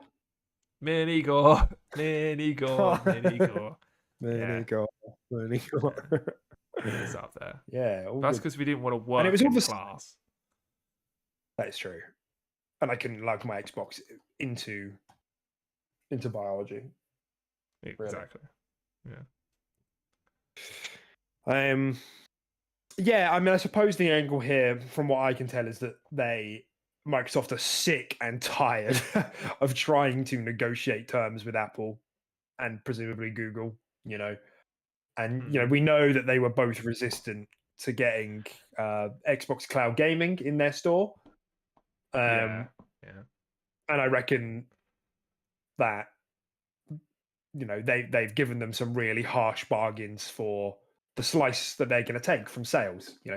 You want to put Halo Pop on the iOS store? We'll have 60% of that. It's our store, motherfucker. It's our true. store. Yeah, and I guess if you're going to be investing heavily into cloud and like you said with King and stuff like that, yeah, maybe it makes sense, but I don't know. Yeah, it's there is plenty of reason for doubt here, because I saw this comment in the reply thread from Disciple 3636. He said, if there are two things Microsoft is known well for, it's making excellent software stores and successful forays into mobile. So, of course, talking about like the Windows gaming store, which everyone hates. It's improving month by month, and everybody's hated it for a long time. And mobile, the couple of ventures they've had there, things like Gears Pop is now dead. There has been a couple of other things as well. They tried, I think, to get there somewhat with like Smart Glass, kind of indirectly, but that's now dead. So there's plenty of reason for skepticism here. We'll see. Yeah, it's definitely it's a weird one, in my opinion. Dashboard time by getting Xbox October update rolls out today. I've got, because am I in the Delta ring? I think I'm in the Delta ring. I've got a couple of these, not these, sorry, the next updates as well. But you should have the Xbox October update by now. And there's a lot of nice stuff in here. This is good. I'm glad to see this, like, that we're back into the cadence of getting like monthly kind of updates now, because it went stagnant for ages. We all know DVR needs improving. We all want an overhaul of the UI so we can see our backgrounds better. We want more dynamic backgrounds, and these things are happening slowly but surely, so that's great. But in essence, to give you a quick summary, you can now change your TV volume via HDMI CEC for the Xbox Series S and S. You haven't been able to, because I've had this problem, a lot of people haven't been able to do this. So like control your TV volume either through smart device or through the Xbox, because it doesn't have an IR blaster in it, whereas the Xbox One X did. Okay. So like I wasn't able. I can turn my Xbox on and off with my Alexa, but I won't be able to adjust the volume. Okay. And my understanding is because it uses different inputs. Like it can tell the Xbox can tell the TV to turn on and off via HDMI, but it can't tell it to turn the volume up and down via HDMI. It has to use the blaster, the IR blaster, to do that. Okay. So supposedly, if you've been having problems with that, that should be fixed now. It also means you can literally, on the dashboard, if you tap the Xbox button and go down to the little volume icon on the bottom right, you can literally turn the volume from up and down from there without having to scramble for your remote. So, yeah, it's nice. Nice feature. Yeah. You can mute, and this is the most important part, you can mute your startup audio. I called for this like last month on the podcast. Kind of high. So like the whole wow. Yeah, it fucking blows my ears off whenever I have to restart my Xbox. It was nice when I first got my Xbox. I was like, next gen's here. But then you're like, what? Your hair gets blown back. You're like, wow. But then after that one time, I'm just like, yeah, this shit's annoying. Yeah, no, it really is. And I haven't, because I even had a look in my settings to see if I could find it, but I can't find this setting yet. So I don't know if I'm like, I have to have another look. But it's on the power and startup tab, because I want to turn that off, because I also use the setting which is that your TV volume gets automatically muted when you connect a headset. Yeah, which is great. That's great. I use that. So what that unfortunately means is that when I turn the Xbox back on, the headset isn't connected yet. So the startup noise will always be at whatever the volume was at before, which is usually like, Yeah. watching a TV level, so it's really loud. Yeah. Oh, yeah, that's good for me, and I'm a bit worried about doing that by accident and waking up baby when he's around next month. Yeah. That's a good. Yes, nice little feature. There's a little splash screen for selecting or changing your home Xbox. Nothing huge, but just a bit more information, how many uses you have left, what it means, etc. Mm-hmm. There are changes to the Xbox power names. I think it used to be energy saving and Instant what on was it? and Instant on. That's right. Now it's not that. I think they've changed it. Something a bit more simple. I think it's sleep and not sleep. and something else. Sleep and awake. Xbox pass keys and guest keys are now Xbox pins. So I've just condensed the naming. Xbox controller firmware updates. Yes, I had to update my controller the other day as well. On the Xbox app, you can trim the length of your video clips. Isn't that nice? That is nice. Don't have to save it to your phone and then go into the phone software settings and edit it, and then just do it straight from the phone. Yeah, it's a nice addition. Great. And then if you're on PC, the Xbox, you can use the Xbox game bar to share to medal.tv, don't know what that is, and edit your clips. So presumably just editing software. Great. Love this. Keep those dashboard updates coming. Get me some social features on that goddamn dashboard. Yeah, Please. right. I just need that shit. Yeah. Let me know what my friends are doing at a glance. Even a little bit. Even just slightly. Just please. Yeah. I'll take avatars. Put avatars back. Why are they gone? I don't know. Why did you give us a whole avatar reinvention to then not use them? I don't understand. Yeah, it doesn't make sense. So that's the update for now. There is more coming. Hopefully we continue to see this cadence of updates. This is good for me and hopefully for you. Yeah, that's good. Yeah. Some good updates. Tim, do you use Q-tips? No. I've got a reusable Q-tip. Oh yeah. Aren't Q-tips didn't at one point they get really close to just being like banned and like not being sold in the UK? Because of safety. Yeah. Safety and the fact that they just don't work. Like they just more often than not make your ears worse. And like push it further in. Yeah, and stuff like that. Yeah. I'm pretty sure I saw something there where like but they're really shit. But it feels so good though. Really? It feels so good. Suddenly you don't like jamming Q-tips in your ears. No, not really. It kind of makes my eyes water. It makes me cough. Twist it around. Makes you cough? Yeah, it makes me cough, dude. It's just like that thing when you like poke your belly button and you can like feel it in your penis. In my penis. Do you know what I'm talking about? do you not know what I'm talking about? No, you fucking weirdo. That's a thing. This is a thing. No, this is a thing. This is a real thing. Where the way we're all wired. Do it right now. Fucking do it right now. You're gonna do it right now. Well, I am. There's like a weird nervous system connection. I'm not a freak. This is a known thing. Boys have like a weird connection because of where our umbilical cord and our insides used to be, and our nervous system. Poke your belly button really hard.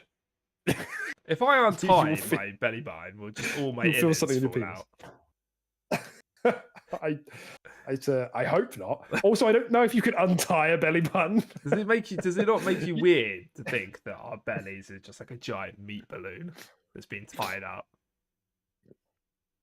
I mean, yeah, I guess that is quite weird. I don't really like the idea of that. We're just balloons, dude. We're just balloons. You heard it here first.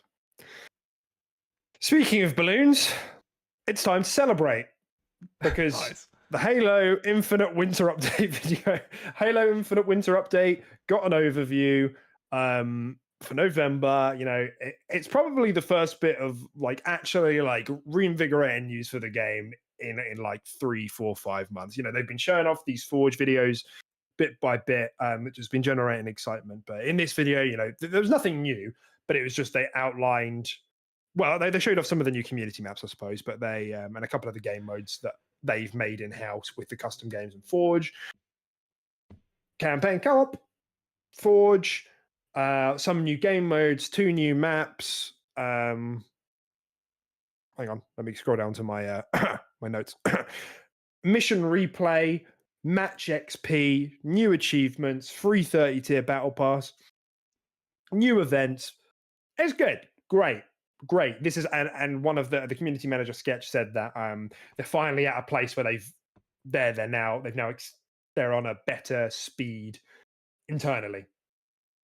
Yeah, It's a shame it took this long, but it sounds like they're there now, and hopefully, if this has to be the soft launch, the soft relaunch, and from now they have that steady cadence, that's good. That's going to help the game. So great. Any thoughts on Halo Infinite and the Winter update at all? Yeah, I mean, it's just great, right? It's just nice to hear that stuff's coming in, as planned, with dates that they're relatively sticking by, and it's just good to know that maybe they've got a nice, like you said, a nice cadence moving forward, and they're starting to get their feet under the desk. Because as much as I've bashed on Halo Infinite, I don't enjoy bashing on Halo Infinite. It's nice to see it get a dub. And I do want to go back to it. They just need to make me come back. And that's tough with Apex and Overwatch 2. So maybe they can do it. I'm rooting for them secretly. So, yeah. Yeah, I think, for me personally, they've missed the boat a bit, at least for the next 6 months. Who knows in the future? These ongoing games have resurgences all the time. And if, we're looking at season 4 and I can go back to the game and I have like a couple of different battle passes I can choose to progress from because, they don't expire and I don't feel like I've missed out. And, there's all these new maps, there's new equipment, there's new weapons, new maps. Like, yeah, for sure. I guess, and that's kind of my thoughts on the PvP, but I am in the short term excited for Forge and custom game still. That's like a mini game generator for free, and that's great. You can hop on these things with friends on a weekend. You want to play like Who's Your Daddy, but you've used your trial, right? You don't want to buy that. Someone's made it in Halo Infinite. You want to play Evil, but you can't because it doesn't fucking work. Social deduction game that's on Game Pass. Someone's made it on Halo Infinite. Do you know what I mean? That's kind of what I'm excited for. I know people are going to be creative with these game modes. It's a party game generator, and that's what it's always been, and it's always been ace at that. And I have no doubt this is going to be the same thing. Yeah. Can you see our friend group going on it though, and going on customs? Yeah, I think so. I don't know. I don't see why not. Yeah. Well, I don't like if people are willing to like play things like Spider Heck, our friend group for party games. Like there are going to be things in Halo Infinite Forge that are going to be equally, if not more fun. Yeah, I guess so. Yeah. Yeah, we play party games like that all the time. It just depends. Yeah, it just depends on what's out there, really. Like one of the things they showed off, for example, they made a repulsor. I can't remember what they called it, repulsor ball or something. Where there's like a giant electric ball, and it's like in a Rocket League arena, and you have to repulsor this ball around. But if you hit it at someone, it kills them. I mean, they're just trying to get it into each other's goals, each other's goals, and there's just repulsors on short cooldown and high jumping and everything like that. You got to ping it up in the air, and someone can jump up and ping it back down. Just fun stuff like that. We all know that this is creatively going to really burst open in November. It might take I don't even know if it will. I was going to say it might take a couple of months to get going, but I don't know if it will because people will go nuts with this. I just hope that they have all the right tools in place for people to log on and download the popular stuff, because I don't think they're going to have the full file share ready to go on day one. I think they've already said that, as in going into specific people's folders, but they'll have a top community top picks. Great, hopefully. That'll be good. Yeah. If that sort of shit's just buried, then it's just kind of pointless. Yeah. Right. So yeah, I do think in the short term that is super, super exciting. And I hope they pull it off. Like you said, we are rooting for them. They need the dub. Yeah. Okay. All right, we're on the last two stories. The final two stories today. Okay. There was some drama about the Series S, the Xbox Series S, or as we like to call it, the Soda Stream. Not cool, man. Still kind of tender on that. Following Tim's baited delivery last week of a Soda Stream instead of a Series X. Series S. Thanks, Amazon. Yeah. And this was around Gotham Knights. While the discourse was going on about it being 30 frames, and everybody was kind of moping about that. One of the devs over at Warner Bros. Montreal, technical artist, I think, said that that really the Series S had been holding them back a bit. And we spoke about this a bit last week, and then we went through their history, and it seemed like actually this dev just really has a lot of problems with the Series S. Personally, doesn't like developing for it. That's fine. We said that's fine, maybe an outlier. And then we had a separate, I don't actually know, it might have been the same person, so please forgive me, but there was a development in the story where I think it maybe was the same dev who said that in the same Twitter thread that had been going on for days, so it was after the podcast last week, that developers have been sitting in meetings for the past year desperately trying to get the Series S launch requirements dropped. This was met with a lot of pushback, a lot of trolling, bad faith arguments, etc. And particularly over at Reset Era, there were a couple of devs from what I saw who said, we haven't had a problem with the Series S. I'd like to see some sources on this because we haven't had a problem with the Series S. And then ultimately the tweet was deleted. So we don't really know how credible this is. It did come from a dev.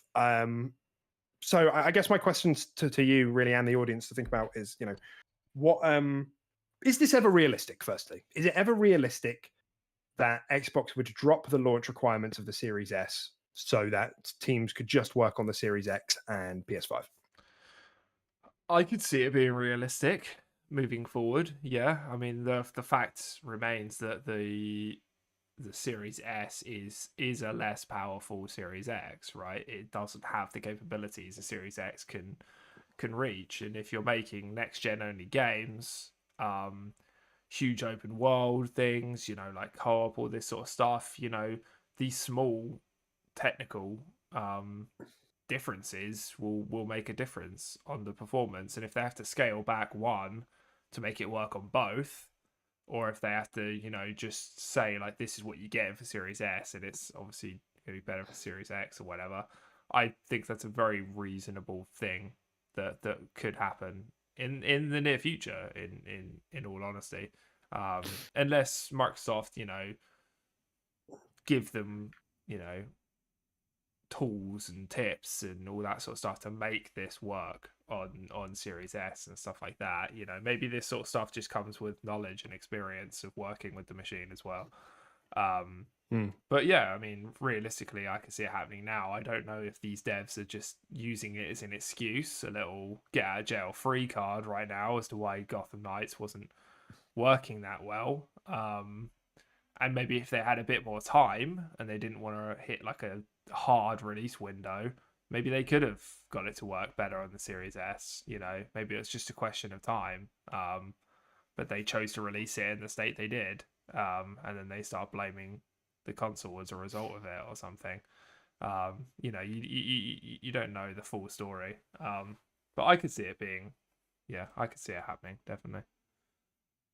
I think you're insane. No?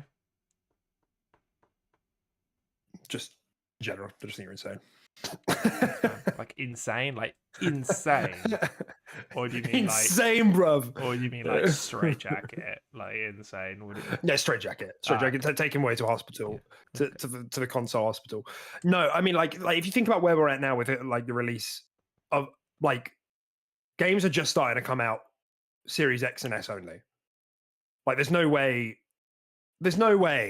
in, like, let's say it happens now. So in 2 years' time, we have games that are Series X and PS5 only. What happens to the people buying Series S? They just won't be able to play these games. Like, they won't be able wouldn't to be able play to play them. Avowed. They'll play them at a worse standard, which is what's happening right now with some releases. Well, no, but they're not dropping them. That's what I was kind of asking. I was asking, would they drop it so that the Series X and PS5 would be the next gen consoles? No. Because right now, the next gen games are being developed for Series S, X, and 5. And they won't ever drop the Series S. But they just might have to make some cutbacks, some pretty serious cutbacks sometimes, depending on the game, to sort of get it running. The Series S, but no. I don't think they'll ever just cut the platform. No.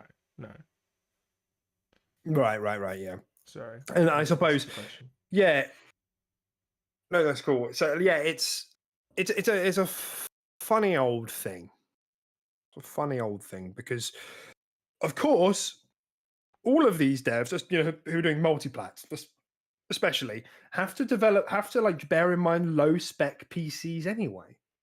Yeah. Okay, like some games will like what? Yeah, but they want their game to be as accessible to as low a spec PC as they can. They build it with low, medium, high, and ultra settings, don't they? Yeah. That's right. And scalability has always been that's been the main counter argument, I think, from Microsoft. And I remember Phil talking about this even before we had the announcement of the Series S, when we just knew the Series X was coming.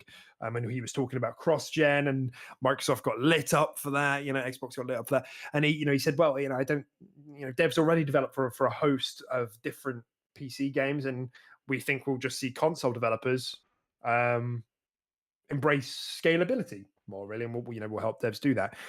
And there are I'm not gonna there are tangible downsides to that. It takes up resources. Yes, it could lower scope.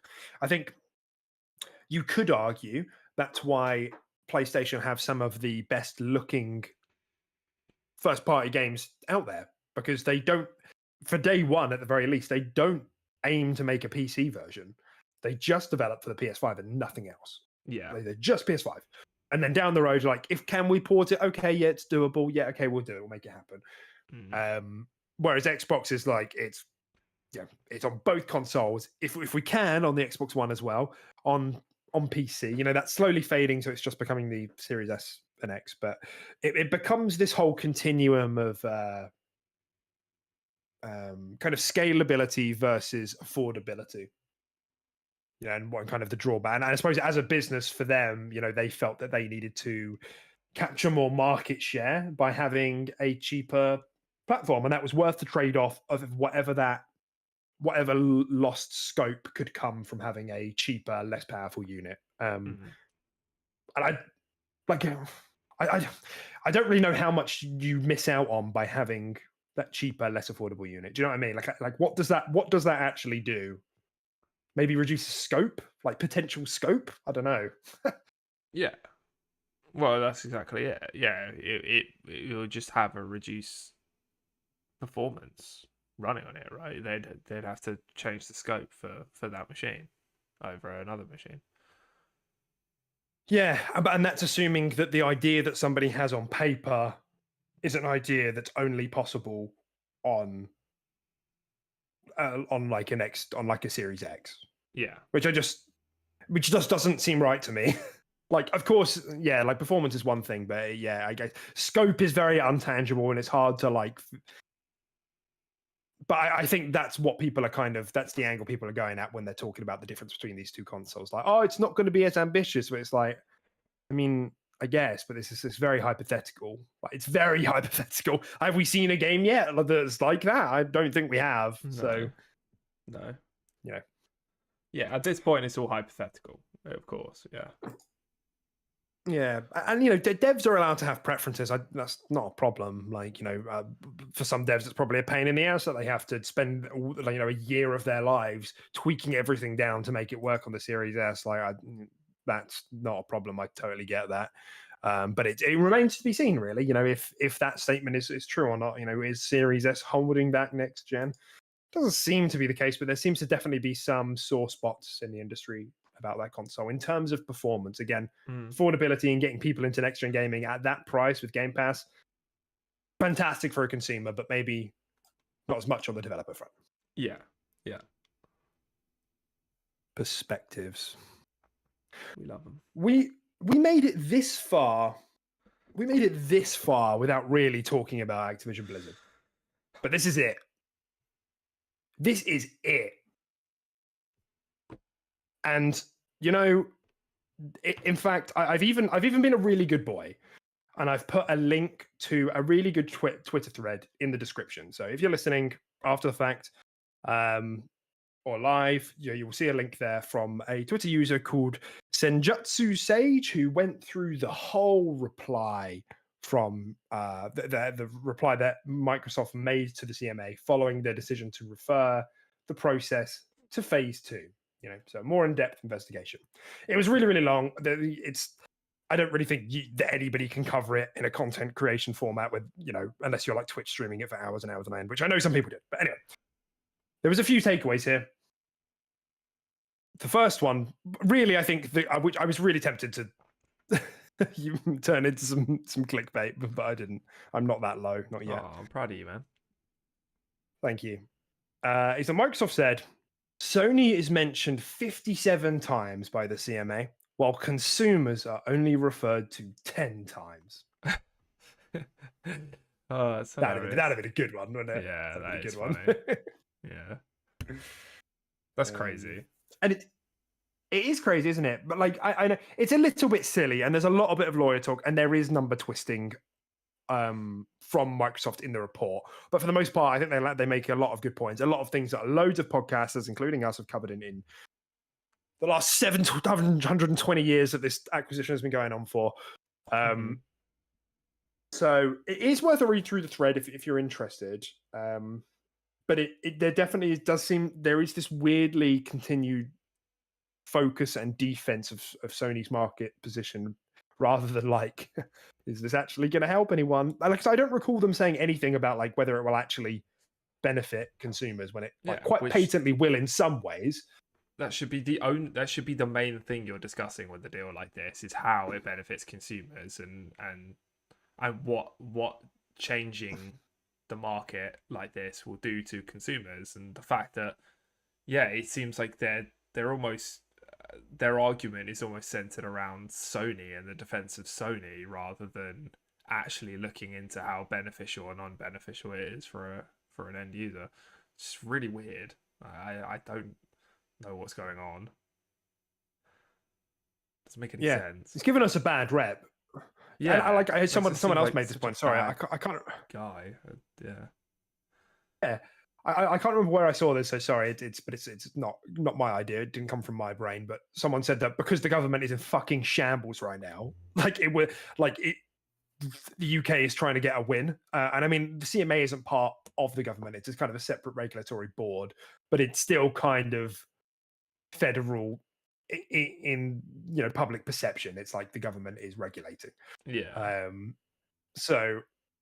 There's possibly an angle there. Look, we stood up to big tech. Look at us go. Yeah, we did it. But our prime minister stood down after being 44 days. And she's writing a book about it. That's not a bad look. But we defended Sony. We did it. But we defended Sony, who are technically ahead of Microsoft in the gaming market. Anyway, we defended them as if Microsoft were attacking them on the school playground. That's right. Yeah, that was kind of like one of the things I took away, not just from the reply that Microsoft gave, but from some of the previous CMA statements, is that like they're clear that there's pros and cons to everything, and clearly there's going to be pros and cons to an acquisition of this scale, especially for consumers. But one of the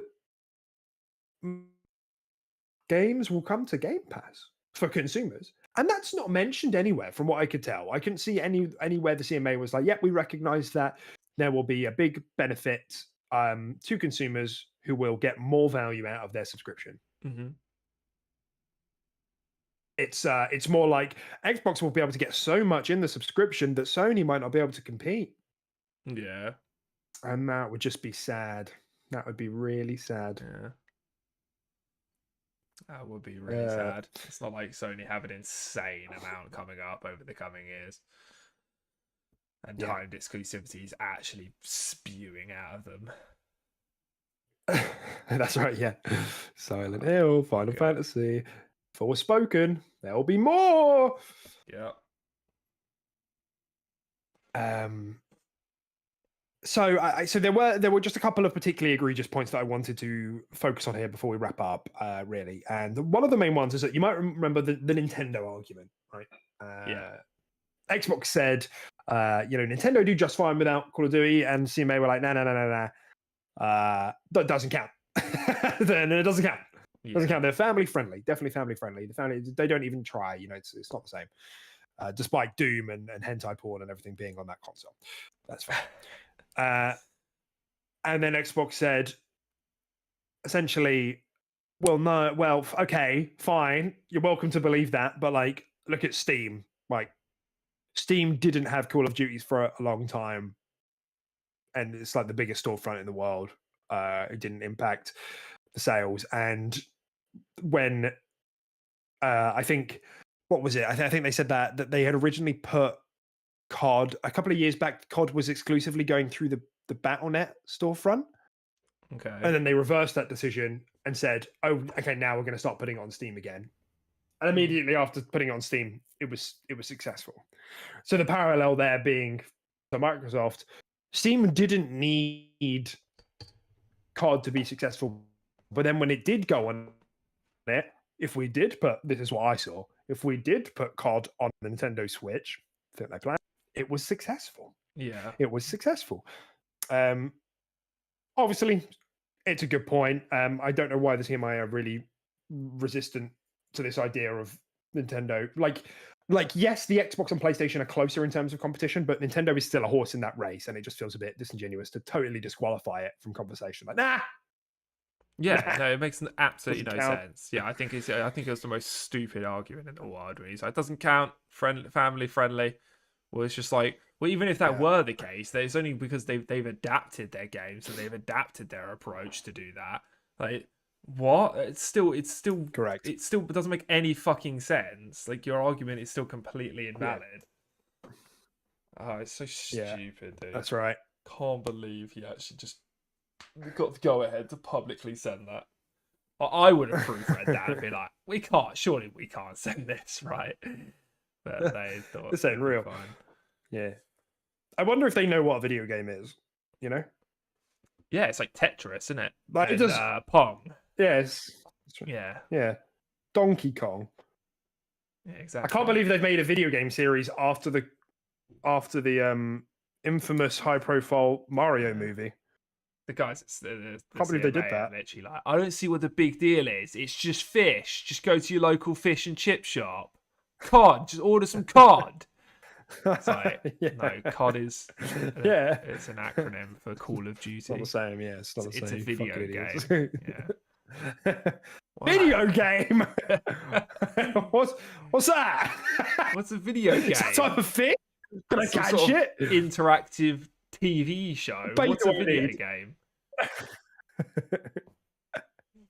Yeah. I know what Monopoly is. But I play chess. Yeah, chess on the TV? Big fan of chess. We're not there yet. Chess on TV. Fucking shut up. Yeah, and the last thing, like I said, it's a really big document. There's lots in it, and I'll say it again. There's lots of lawyer talk. Microsoft are twisting things here in their favor, which of course they're going to do. But there are a number of very, very good points, which are just straight up like contradictory. And really, one of the big takeaways from the whole thing is that the CMA just declined to provide evidence throughout. And they also declined to share any of Sony's numbers with Microsoft. They, of course, don't have to, but for the interest of transparency, it means Microsoft can't defend themselves against what Sony is saying to the CMA. They because in one of them they were essentially like, "Oh, Sony's model means X, Y, and Z," which we believe to be true. And then that's essentially it. Xbox said, "Well, that's not what our numbers show, and you haven't showed us what they've said. So how can we defend ourselves?" Like, you're leaving us to speculate. And throughout they've said, "Yeah, like, you haven't provided evidence. There's no precedent for this. You're speculating in some areas where it's convenient and in other areas where it's not. So yeah, the last thing was that the CMA claimed that COD is so big, and we've gone through this a few times, that even when COD isn't good, people just swap to older COD instead of different games. So it's part of this idea that COD is its own platform. It's its own genre. It's such a force that nothing can ever come close to it. Yeah. And Xbox just Googled, Wikipedia, Call of Duty sales numbers, monthly active users, period, 2021. Yeah. Quarter 2, quarter 3. Oh, God. And they essentially looked at, after the Vanguard release, arguably one of the most commercially unsuccessful CODs in a long time. Monthly active users across the board, all COD games dropped by 12%. And it's just so weird to me that this is information which is like readily available. Yeah. What? Like across all the CODs. So their idea that people swap to, that somehow COD is resistant. Yeah, that it's resistant to you'd see failure. You'd see a resurgence in at least one of the titles if this statement was correct. But if they're all dipping, then that doesn't make any sense. They're all yeah. No, it's just it's weird that they don't fact check any of this. Like, I don't know. And this is like, maybe this is just how it works, right? They have different phases for these reasons. Maybe they do just skim over the top in phase 1, and at face value, like, yeah, okay, I guess in precedent you can make these arguments, but once you scratch beneath the surface, it starts to fall apart a little bit. So they go into phase 2. That means they get actual experts in. Stuff is fact checked. More stuff is looked at. We'll see where it goes from there. But they've got some of their best lawyers on the case at the moment, who's been involved in big tech, particularly NVIDIA. Sorry. So we'll see where it goes. As we always do. That's how we always end these segments on this stupid fucking acquisition. Yeah, that's right. That's it though. Slap the jingle, Tim, and we'll bid our listeners farewell. We're slapping, dude. We're slapping. Great. Okay. Thanks everyone for joining us. I forgot to say it in the show, but if you've stuck around this long, please, if you could like the video for us, that'd be great. Give us a review on Spotify, whatever your favorite podcasting service is. Hey, send us a DM on Twitter. Give us some feedback. What do you like? What don't you like? Did you like the new background? Found that myself. It's pretty cool, isn't it? I think this background is much nicer than the previous one. Yeah, it's green. And did you know, this made me think, is Xbox's color green now? Is it still green? Or is it like black? Like they've had black and white for a while, like since Xbox One. I still associate it with green, but because they've still built green into their console. If you look at the top of the Series X, it's green, isn't it, inside and stuff like that. That's true. That is true. So, yeah. So green and black, perfect background, you might say. The colours. Yeah. But, we will be back next week, I imagine. Follow us on Twitter to stay updated on what we're talking about and just to see some good old conversation. We do this 12:30 British Standard Time. Let me check my Twitter page for time conversion. It's not loading. It's fine. We can go. Tim, say goodbye. Goodbye. Goodbye, everyone. Bye, everyone. Yeah, it's not like I'm saying, like, I'm never coming back. Goodbye, everyone. Goodbye, everyone. Going for the big sleep, everyone. It's over. It's been a pleasure. I'm just a little bit upset. We ended it on I'm bummed out. Our last story was the Blizzard Activision deal. I hate talking about it. I was arranging it happened at the end of the week, and I was arranging my notes, and I was like, we don't want to start with that. And if we put it in the middle, it could just kill our attention. So I was like, I'm just going to put it at the end. It doesn't go anywhere, dude. Just don't put it in. But yeah, anyway. There was a lot more I could have spoken about because there was a lot of interesting stuff, but I just think everyone's just, sick of hearing about it. And that's why I put a link in the description, because you can just read about it if you want. Yeah, I think that's good. But yeah, Bye. Bye, everyone. We're still live? We're still alive. I thought we stopped. No, dude. We're still jingling right now.